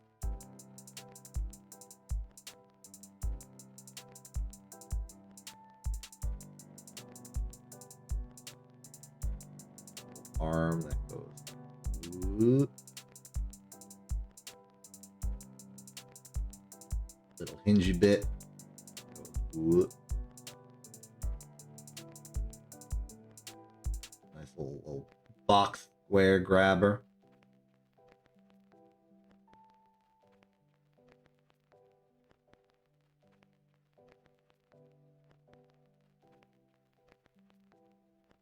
I don't know.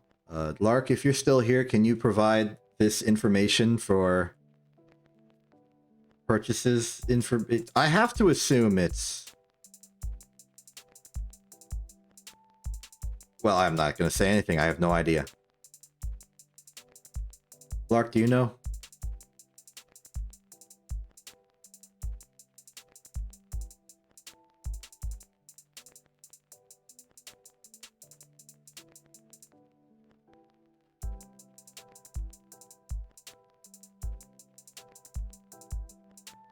I don't know if Lark's here anymore.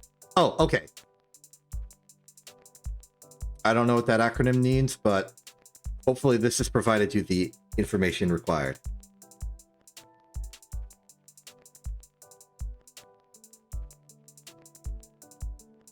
What can the inserter be holding?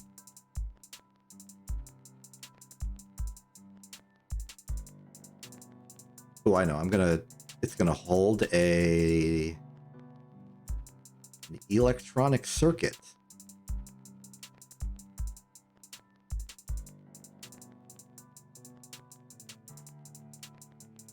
How do I get to electronic circuit from the Factorio wiki? Probably in the crafting recipe for the inserter.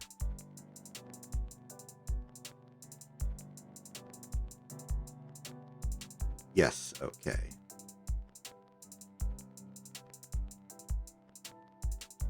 Yeah, nice. I won't even like color it in, so it'll be confusing as to which type of electronic circuit it is.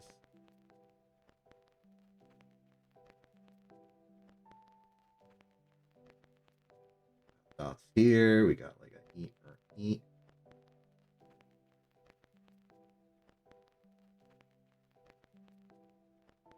There we go. That does looks very good. You know what? I can fix this. I can probably more appropriate to do like a smaller pixel size for this. Let's do 3 for the like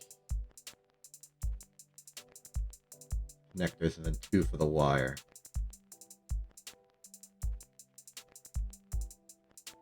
There we go. Much better. And I drew that one on site for convenience because I knew how big it would be.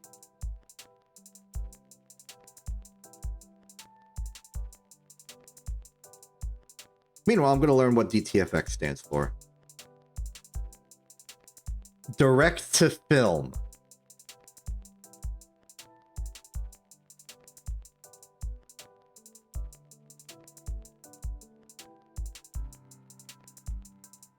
Hybrid of heat press and screen. Interesting.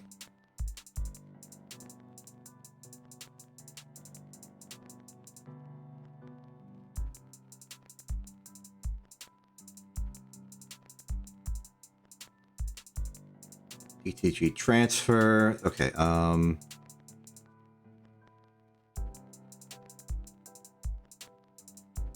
I'm reading like an advertisement for the process. I don't know how, because it's mostly just be like, look, it's very high quality and can be put on many material.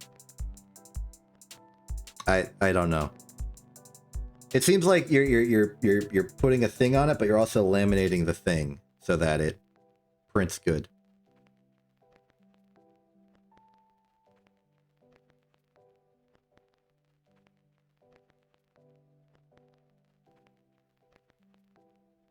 I guess it's kind of like heat printing, but you're painting the thing you're heat pressing onto it. I don't know. I don't know fashion.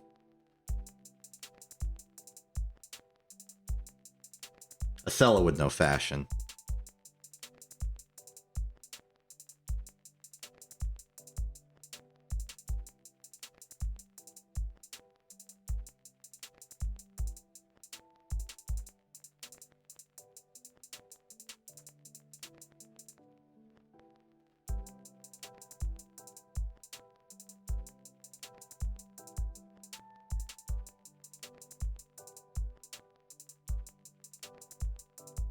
Yeah, that is a good point. We really didn't need any extra colors. We could have just heat pressed it.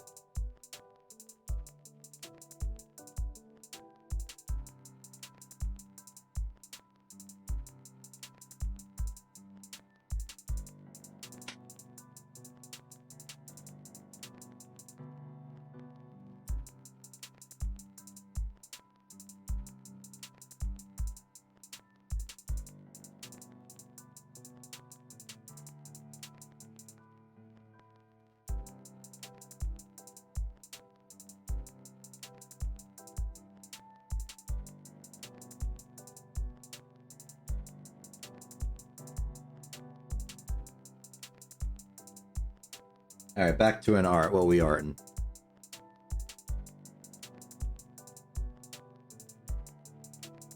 So I don't know why. Maybe it's just the creative process, but this has been exhausting. It's only been an hour and a half, and I'm tired.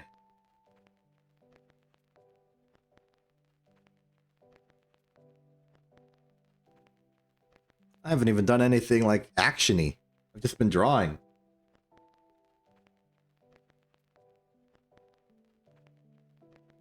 I'll be honest, the hoodie was sort of a last-minute addition. We got into an internal debate over how fancy or not fancy the hoodie should be. Lark wanted to completely revamp it and add colors and additional style and flair and flavor and stuff. I wanted to stick sort of close to the Thega initial design philosophy of put the star on it, put the logo on the back. I was able to sort of break the tie by getting Quint to show up and actually have an opinion. And Quint sided with me, basically, appreciating the minimalism. This all happened like several days ago. But like not many days ago. If push came to shove, we would have had to have just released only the sticker and acrylic.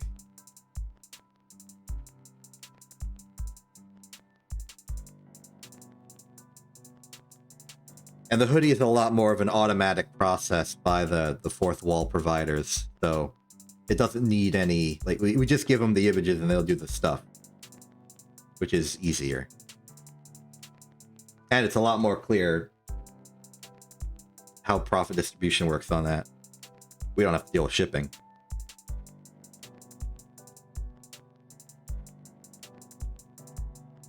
And that's good.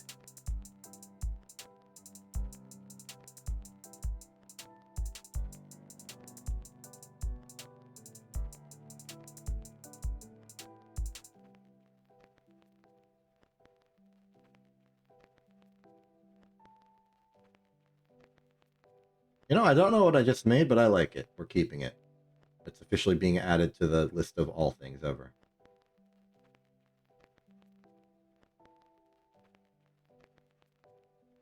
Let's move the ghost and the smile a bit more compact. Yes, the hoodie. Okay. That's probably true. We should have sent the things to Quinn. Okay, here's how I understand. I'm not like the main business logistics person. That would be Lark, but here's how I understand it. The hoodie is being made directly when you order a hoodie, it is being constructed in a factory and shipped to you, and then the people who made it will give us some of the cut of having made and sold the hoodie.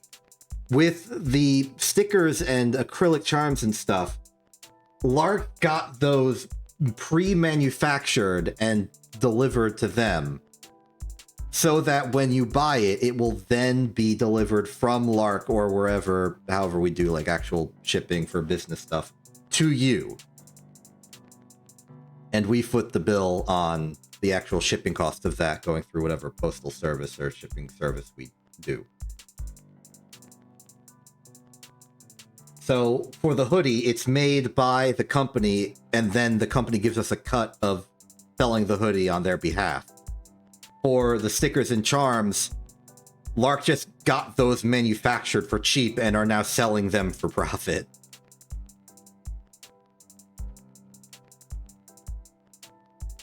They would have to be, yeah.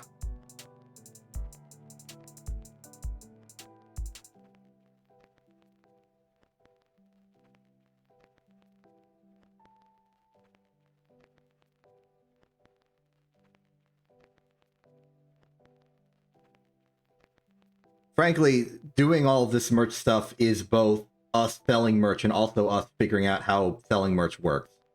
So we're learning alongside everything else.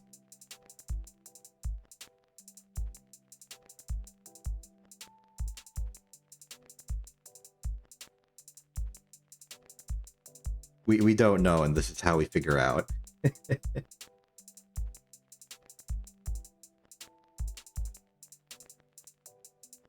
Okay, what else we got in the art?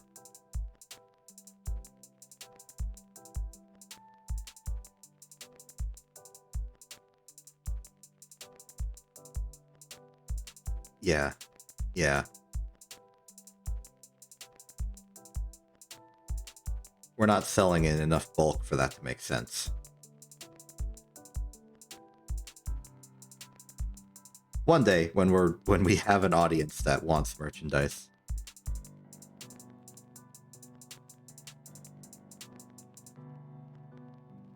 Honestly, it was a major internal debate how we're pricing all of these in the first place. I originally wanted it to be like just flat break even, make no profit on this other than just making sure it exists. But then I was thinking, wait, if people are going to buy these as a way to donate to us, it would stink if they purchased these and we didn't actually get any money out of it. They could have just donated. So we settled for a middle ground where like we make like $1 or $2. So if you're purchasing for wanting it, it doesn't cost crazy amounts of money. And if you're purchasing for support, it actually does support.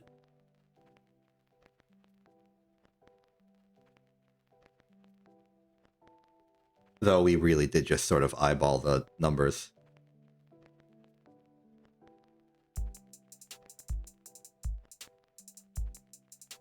I'd have to do the... Okay, there's like a mathematical process to this. There was... I don't remember where the numbers are. Hold on, let me make sure that we got like a decent like visual on screen for me looking at something else, alt-tabbed.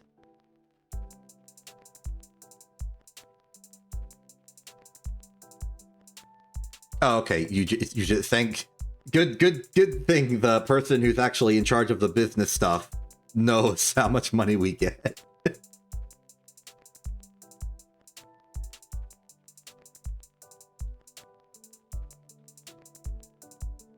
So if it's $17, that would be basically 14.5 euros, according to currency conversion I just did right now.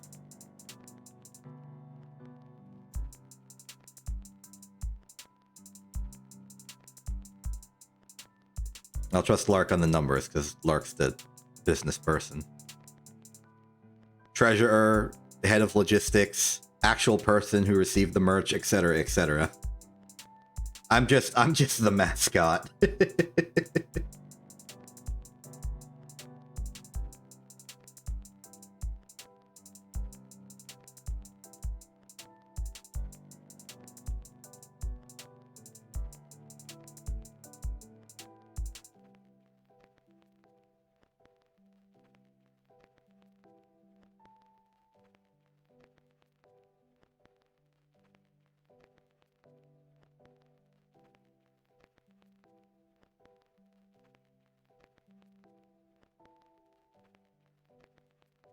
I didn't check. Is the shop like findable from the front page? Going to it myself right now, it does not seem like it. That might be important.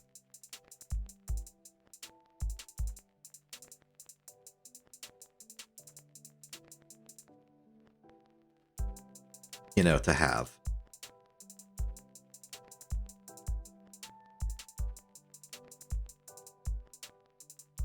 Sometimes I wonder why the heck we thought we could run a business. We are not a business. We are 5 people in a trench coat.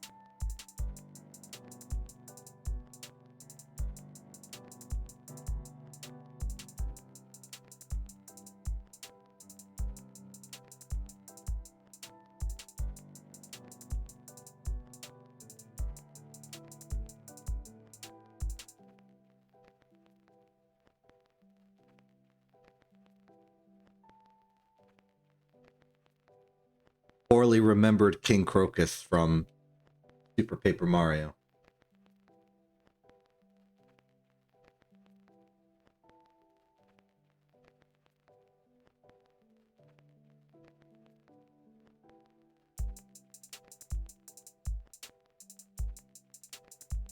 Listen, I understand we're having like a productive like business explanation thing, but I'm floundering on the art side of things. Like we peaked with Othello brewing a good, healthy, clean burning meal, and it's just been downhill since then. I was personally hoping that if I stalled for enough time, Vriss would notice that, one, merch happened, and two, that I'm streaming and would like show up from the ether and provide me good art advice. I feel like that's very unrealistic, but yeah, I was hoping for it.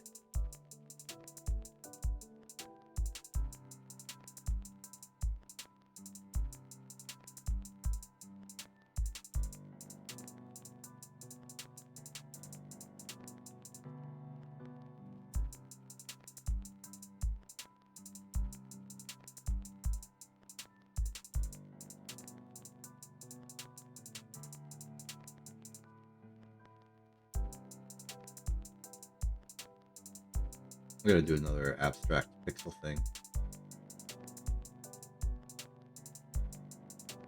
Let's see.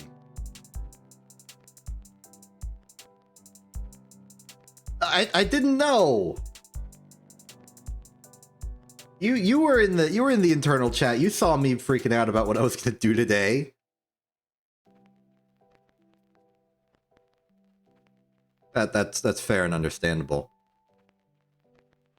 But also back to complaining. Look, like all the people, the normal Thursday Counter-Strike fell apart because both Rose and Sega weren't here, and I had to do this thing for merch anyway.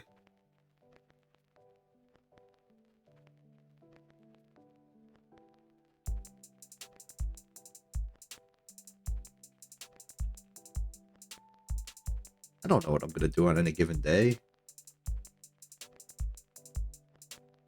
1, 2.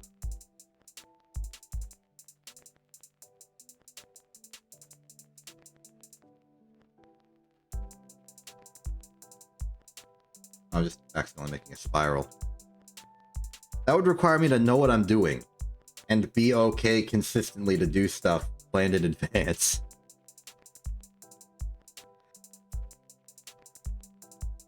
It's already impressive that I can like vaguely consistently do the Fight Club every Saturday, and that I have a scheduled Friday thing of the KSP.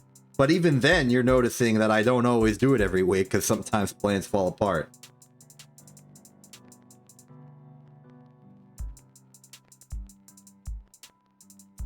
Okay, let's try this. 1, 2, 3, 4, 5, 6, 7, 8, 9, 10, 11, 12, 13, 14, 15, 16. No, not 15. 17, 18, 19, 20, 21, 22, 23, 24, 27, 28, 29, 30, 31, 33, 34, 35, 36, 37. I don't actually remember offhand what numbers are and are not prime numbers.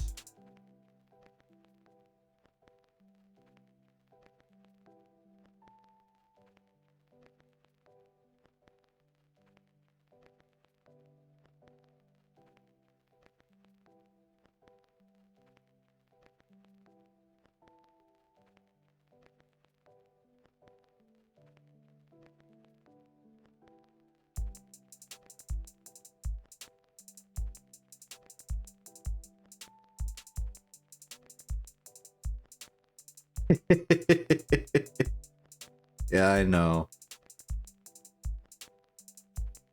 Probably, but I wanted to make sure that I could, like, at least keep the illusion.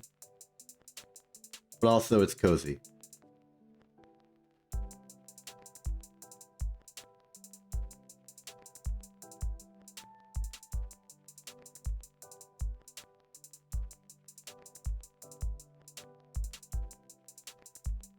You know, I didn't expect the thing I'm doing here to, like, function, but I appear to be making squares of increasing size. How about I make the squares of increasing size but slower? How about, like, 2? And then 3. I was going, like, fully odd numbers, but it's slow that. Seems like this is just a consistent, like, like, hey, you can do this. And it makes sense. There's going to be one edge. Like, works. Oh, wait. 1, 2, 3, 4, 5. Oh. Hold on. We've hit a little bit of a confusing snag here. Interesting. The question is, where would I continue? Here or here?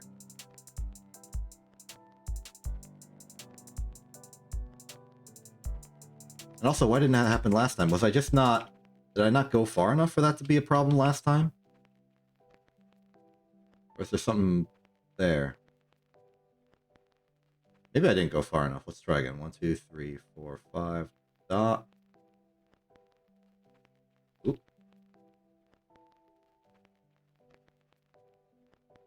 1, 2, 3, 4, 5, 6, 7. Dot. Yeah, I don't think I went far enough for it to be an issue. We shall go beyond now. Yeah, now it would be an issue. Just anything of arbitrarily large size would make a, like, here or here problem. Cool. That's some geometry. Ooh, I know something I want to make, but it's still geometry. I'm still waiting on ideas to generate. I'm a big fan of like doing things with like the modular Fibonacci sequence. So like 1, 1, 2, 3, 5, and then keep going. But what I like is sort of looking at the first digit, the 1's digit, or in other modular forms. 5 is also interesting, but I'll stick to 10. 1, 2, 3, 4, 5, 6, 7, 8. And now it would go 5 plus 8 is 13, but we don't got room for that, so we just go to 3. Just take the 1's digit off of that. And then 8 and 3 is 11, so 1. Then 3, 1 is 4. 4, 1 is 5. 5, 4 is 9. 9, 5 is 14. Then 9, 4 is 13. 4, 3 is 7. 7, 3 is 0. Then 7, 0 is 7. Then 0, 7 is 7 again. And 1, 2, 3, 4, just 4, 3, 7, 7, 3, 0, 7, 0, 7, 0, 7. Yeah, okay. So 7, 7, 4. 4 and 4 is 8.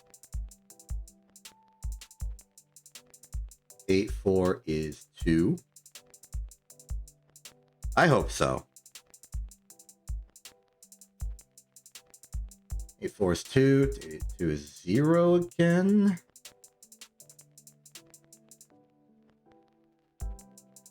Wait, no, what am I doing? Why did I think there was a 1 there? 7, 4 is 11. Then there's a 5. Now this makes sense. Then we go 5, 1 is 6. 6, 5 is... Well, awkwardly, it's 1 again. Then it's 7. Then it's 8. And then 7 plus 8 is 15. 8 is 9, 0 equals 3. 8, 1. 8, 1 is 9. 9, 1 is 0. Then 9, 9, 8, 7, 5.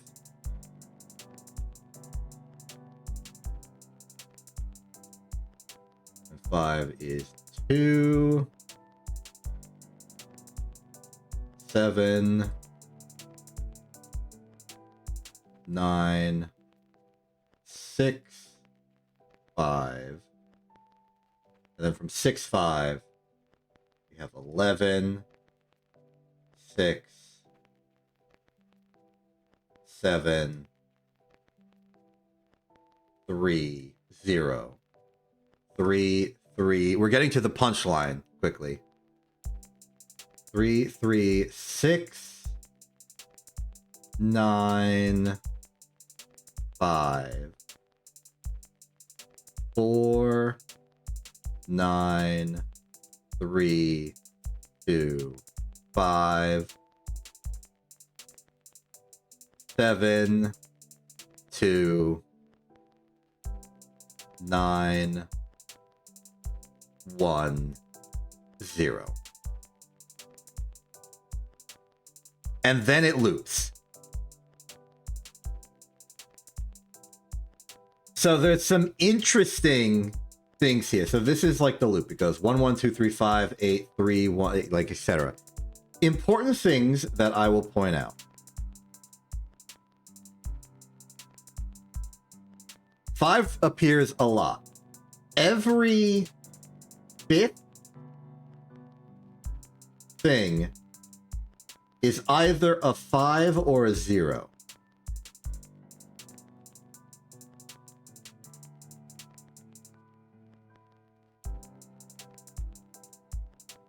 Additionally, that's the only places that 5s and 0s appear.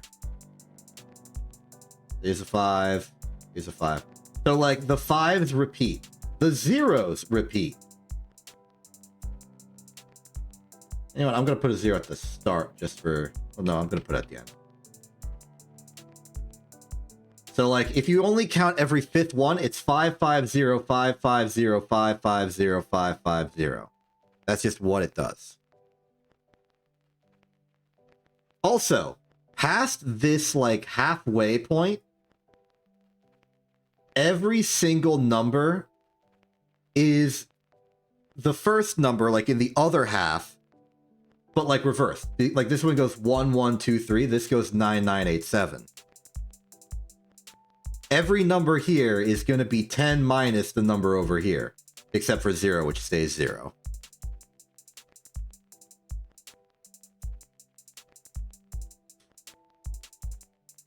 So you can actually, like...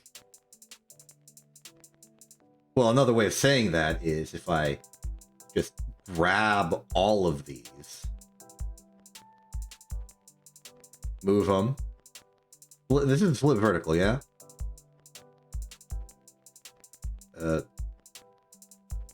Why didn't it do anything? Let me vertical mirror.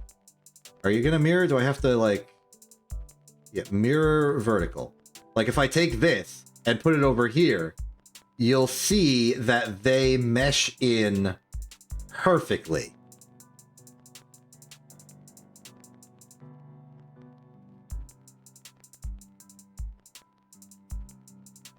And I think that's cool.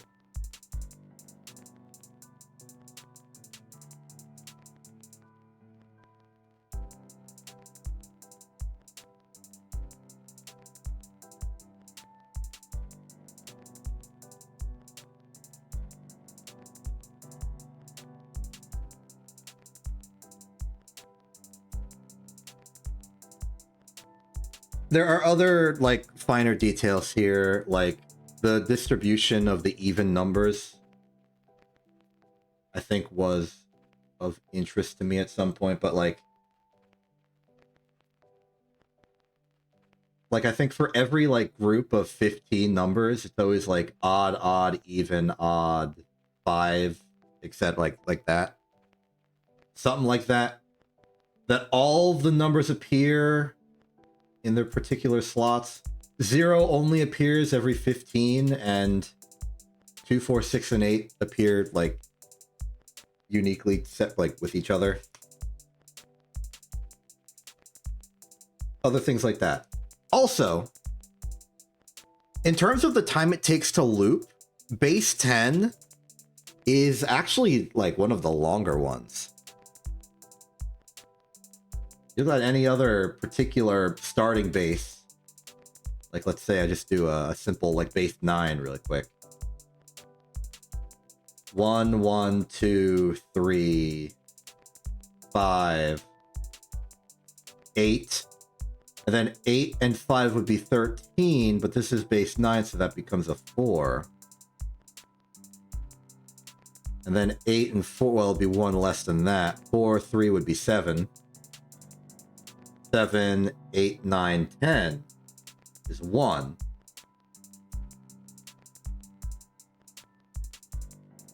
7 and 1 is 8. And then 8 and 1 is 9. And then it goes 8. Well, 8, 8, 7, 6, 4,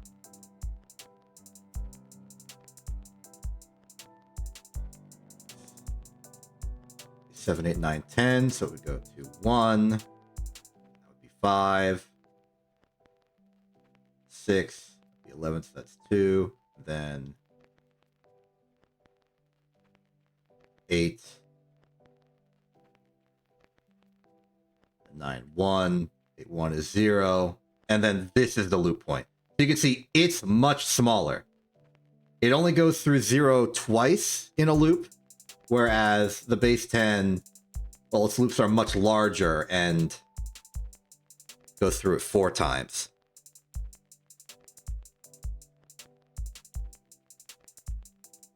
So this one is only, but this one is only a mirror of itself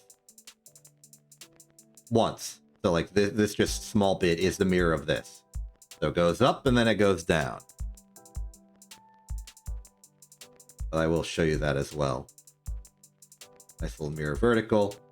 You slap this on top of itself and it creates a lovely rectangle. It's like almost a square. It'd be a square if we included 0 as a number with a digit, but yeah.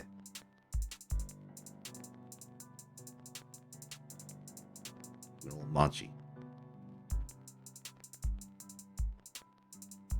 Yeah, I just like the Fibonacci sequence.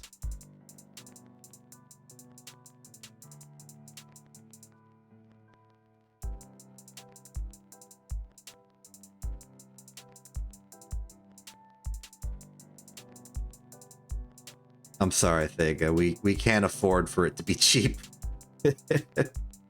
We don't have that kind of economy of scale.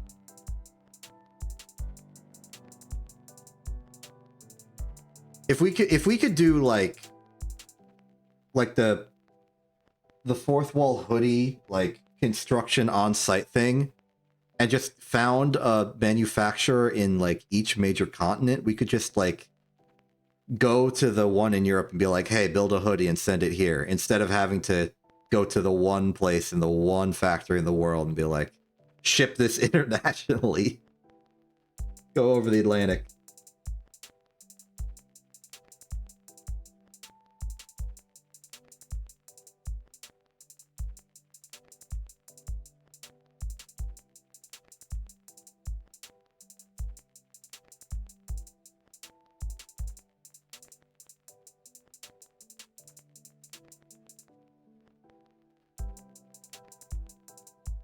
I'm gonna move this over to the math zone, which I guess is over here, next to Sierpinski.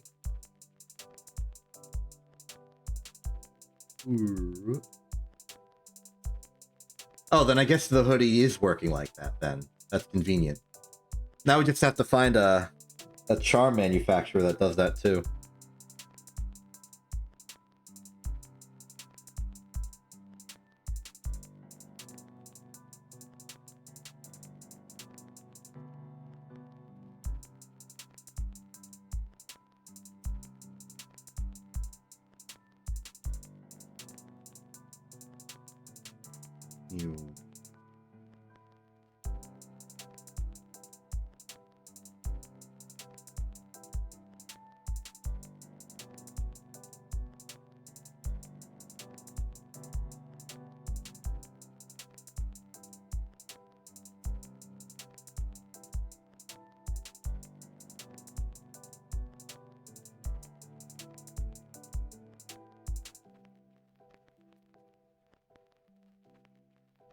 Good times.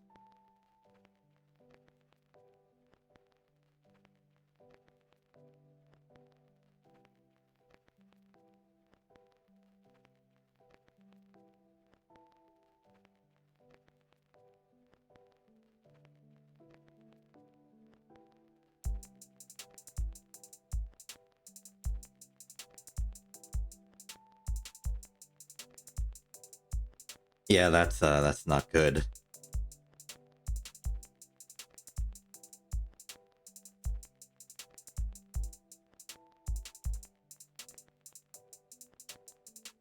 My condolences.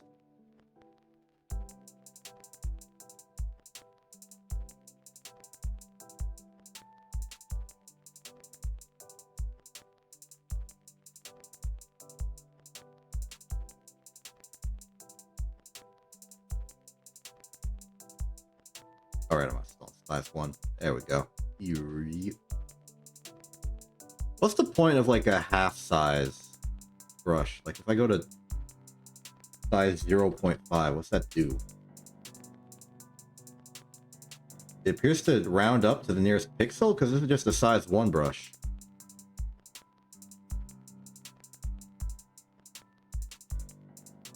About quarter brush. Okay, so it rounds up. About... Oh! Did not mean to do whatever I just did. About 1.25 brush. I suppose this might be doing it for pixel reasons. Instead of like normal brush reasons. 1.75. That's the wrong number. Ooh, yeah, okay.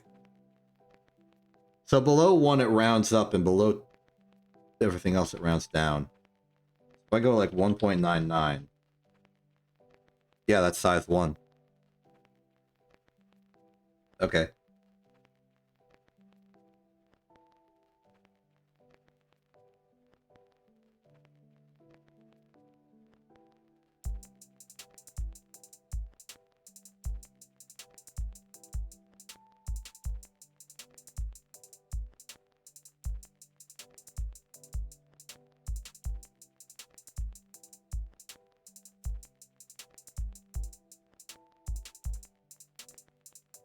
I think I've almost accidentally made the symbol from Opus Magnum. That one's like, that was like a bunch of circles and then like a triangle bit and then there's like a square. I don't remember. Alright, you have a good... Tree with the roots visible. Okay. Thank you. I appreciate actually being given a thing to draw. Okay. Tree.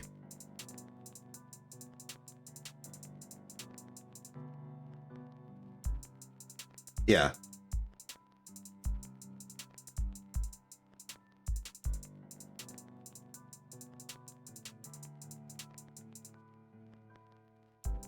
I don't know how, like, rooted a tree gets under the ground, because you can't see it under the ground. Who knows what kind of mysterious operations it's doing.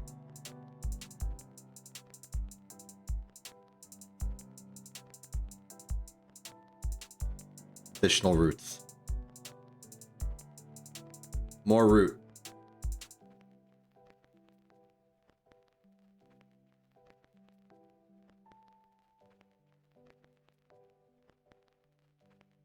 All right, have a good.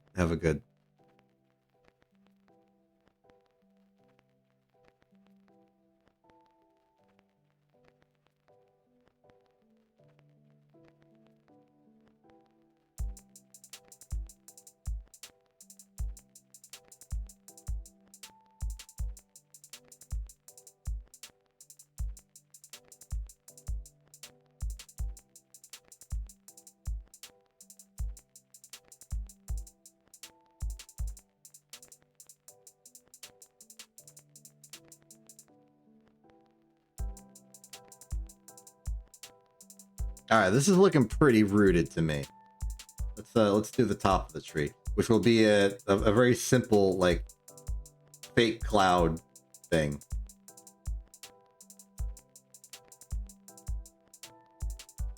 And then we can add, like, apple.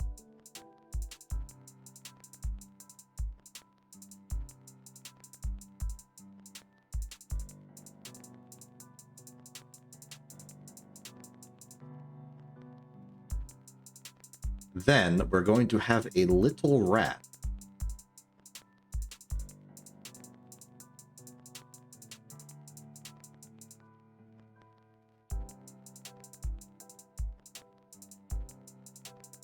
It's more of a mouse, but you know, it's doing the role of a rat. And it will be nibbling at the root.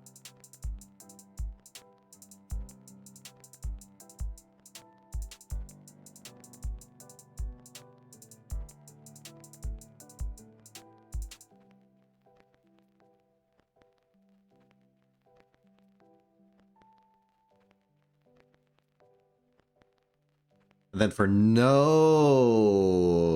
symbolic reason whatsoever, I'm going to draw a trombone.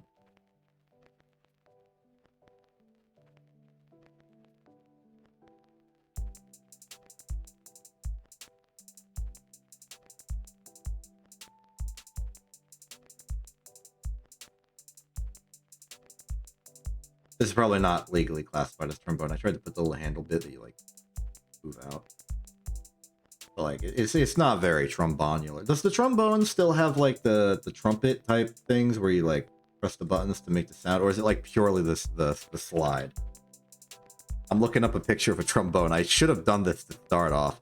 Okay, no, and it doesn't loop. Okay, I'm probably thinking of like a more general purpose horn. If I'm gonna be like a trombone, I need to trombone it. So it goes like back, and then it loops around, but then it like swoops around again. And then you have your... Okay, I'm learning a lot about the construction of a brass instrument.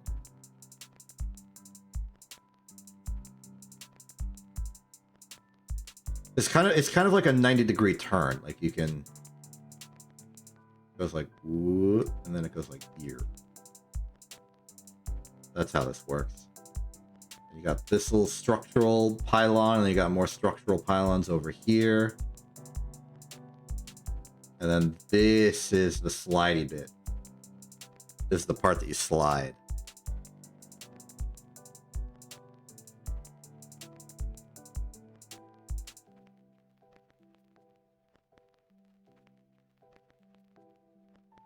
Here, the tree can like be sounding the trumpet. And in doing so, the tree can declare to the world, "Ow, I'm being bitten by a rat, please help." But nobody will actually help. They will all like infer this as like some sign of the apocalypse or whatever and just sort of freak out. And nobody will actually help the tree and make the situation better, and it's very sad and tragic. It's like, dude, just tend to the tree. You don't quit panicking. Solve the problem. The existence of a problem does not signify disaster. It just signifies there's a problem. Not solving the problem is what signifies disaster. Go and solve it, you heck. This is a weird interpretation of Norse mythology.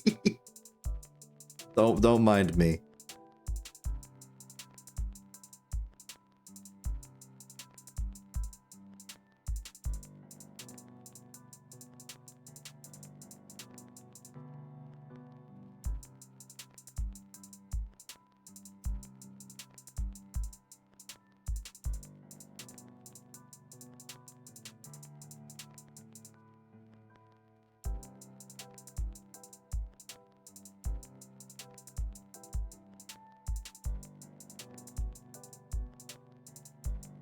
Do another check-in on my idle game while I do this.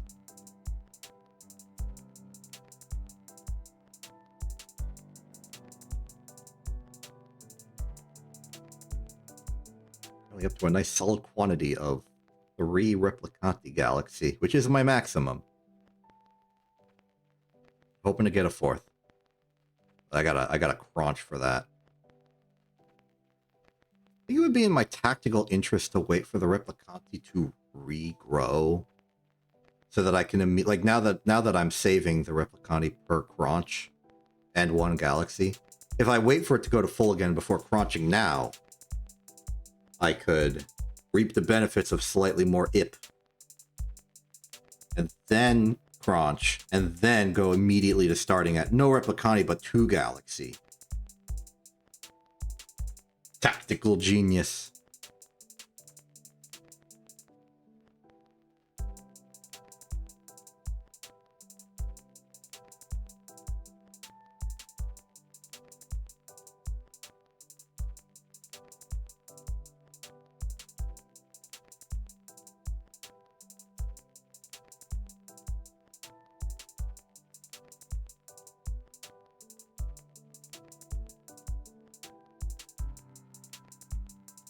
Keep accidentally making a spiral.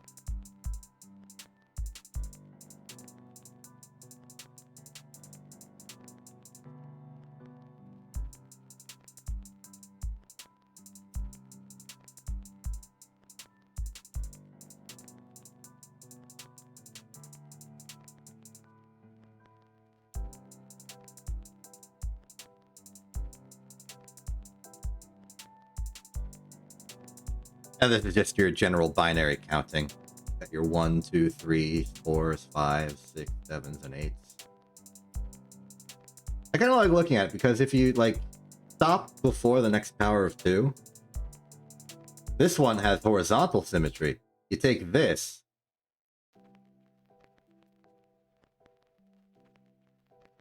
and you do this. Slides right in there, makes a perfect rectangle. This is a visual representation of the fact that 2's complement works.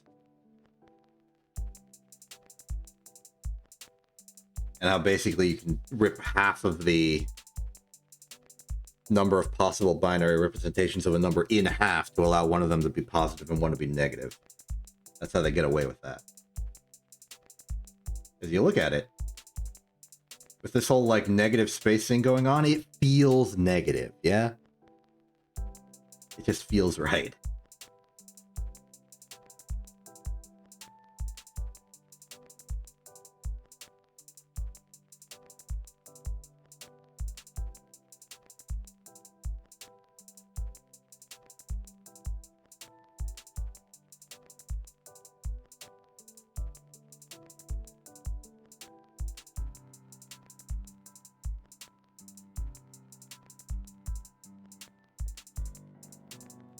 What I'm gonna do.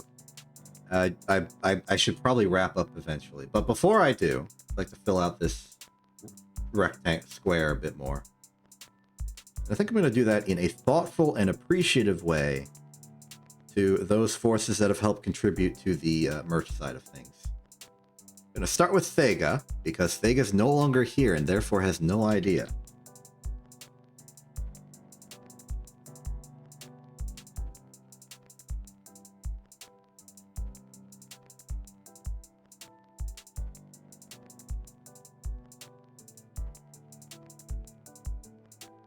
I'm going to do that by drawing the image sake of Thega's most common visual like avatar for medias and stuff. That is good old classic TF2 animated Dealy Bob Century Kid.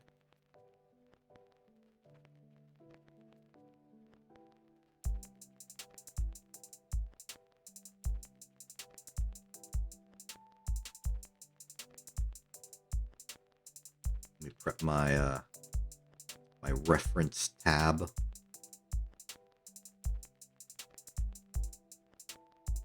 Excellent.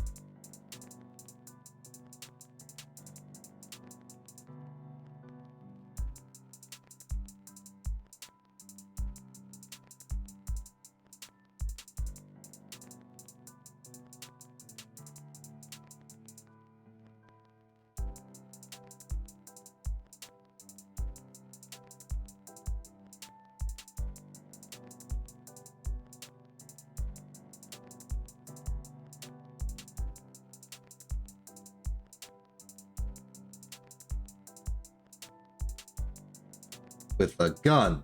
Different gun than usual.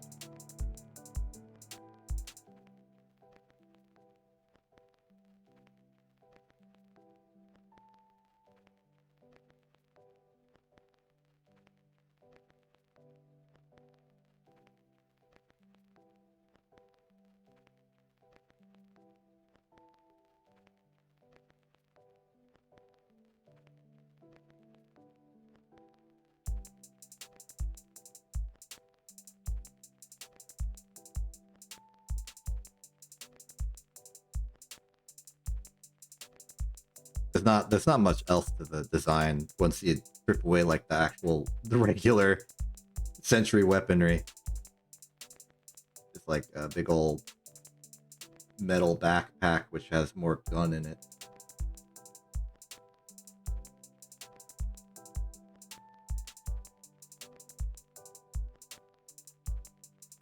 Big old sleeve.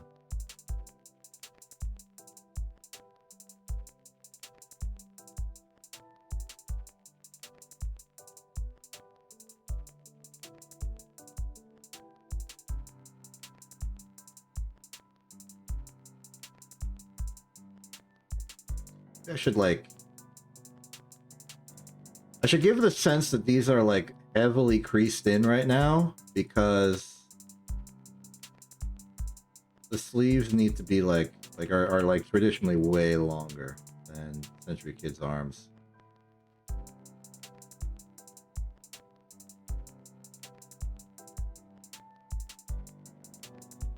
There. So now we get the sense that the sleeve is rolled back for this. Which helps for the rest of it.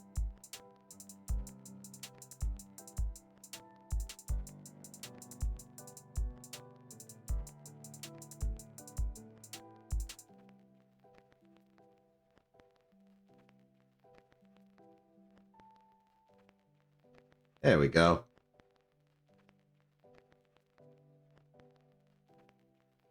A little unnerving to have the normal hand, but kind of necessary for holding gun. Alright, so that's Sega appreciated, particularly in the case of this, for designing the hoodie.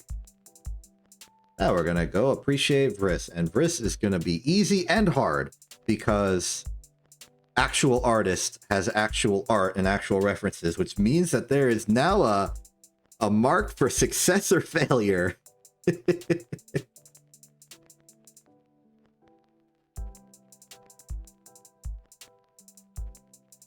it is now possible to do a bad job. And I gotta actually pick, there's like a million characters.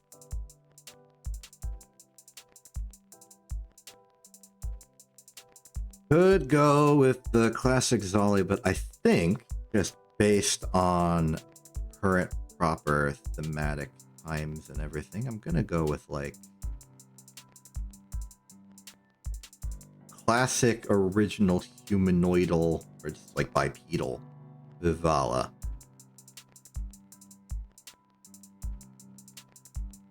And I'm gonna reference a doodly sketch, thus making it slightly easier on me. Tactical genius of laziness that I am. Fear me and my wisdom. I gotta find a good reference that is also in the sketch form for that combination of it being correct and also not too complicated.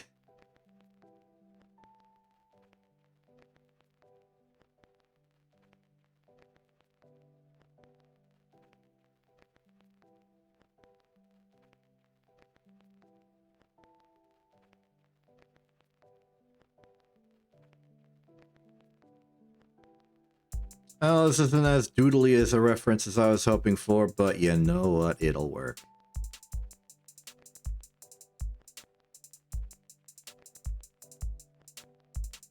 It's almost like artists actually like make references for things so that other people doing art can do the art. I'm new to art culture. It's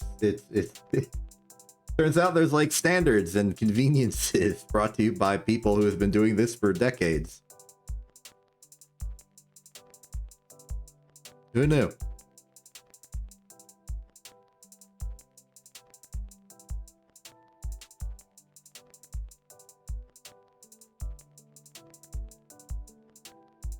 We're gonna go with the fancy clothes to sort of match a Sella in fancy clothes, stylistically.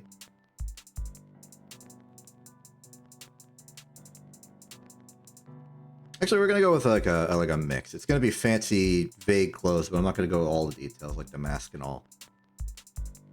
I think this is like a variation on like the rogue attire. I think it's slightly more,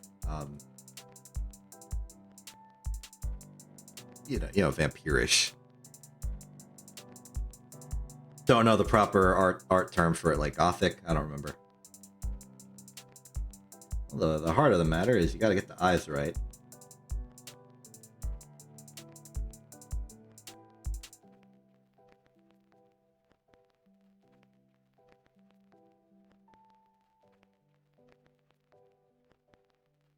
We're gonna be smug with it.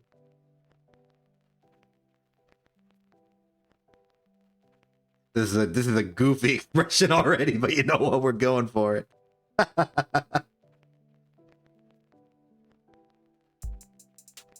Actually, you know what? I won't care so much about the attire to start off. We'll just go with the actual like notions. Might be easier to go with the casual wear.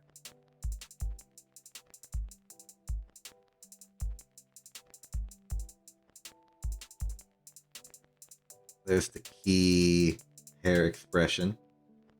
This I'm starting to realize it's gonna look really doopy.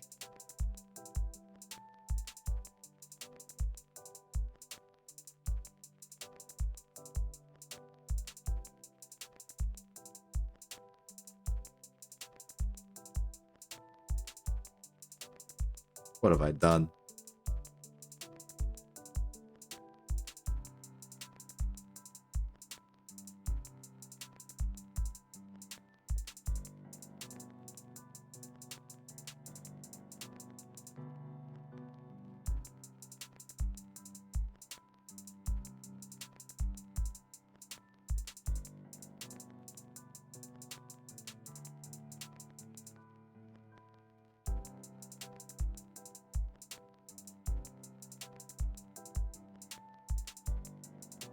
I think ultimately I can save it if we say that Val's looking that way.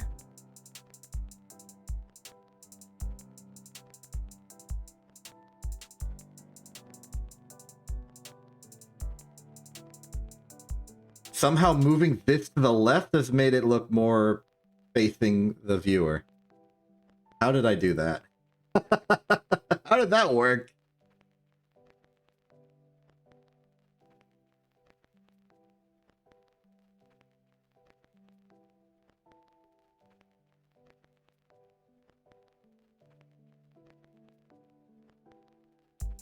I guess we do like that. Do the hair lights.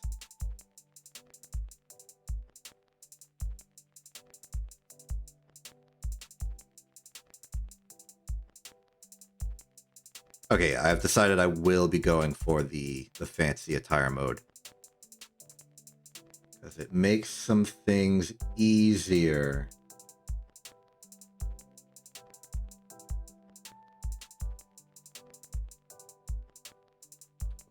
Let's finish the head.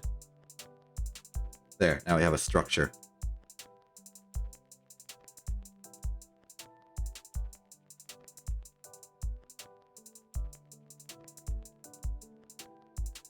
We've got like double shoulder cape. It might just be one thing that goes around the whole side, but interpreting in the Athela standard, it's a double shoulder cape.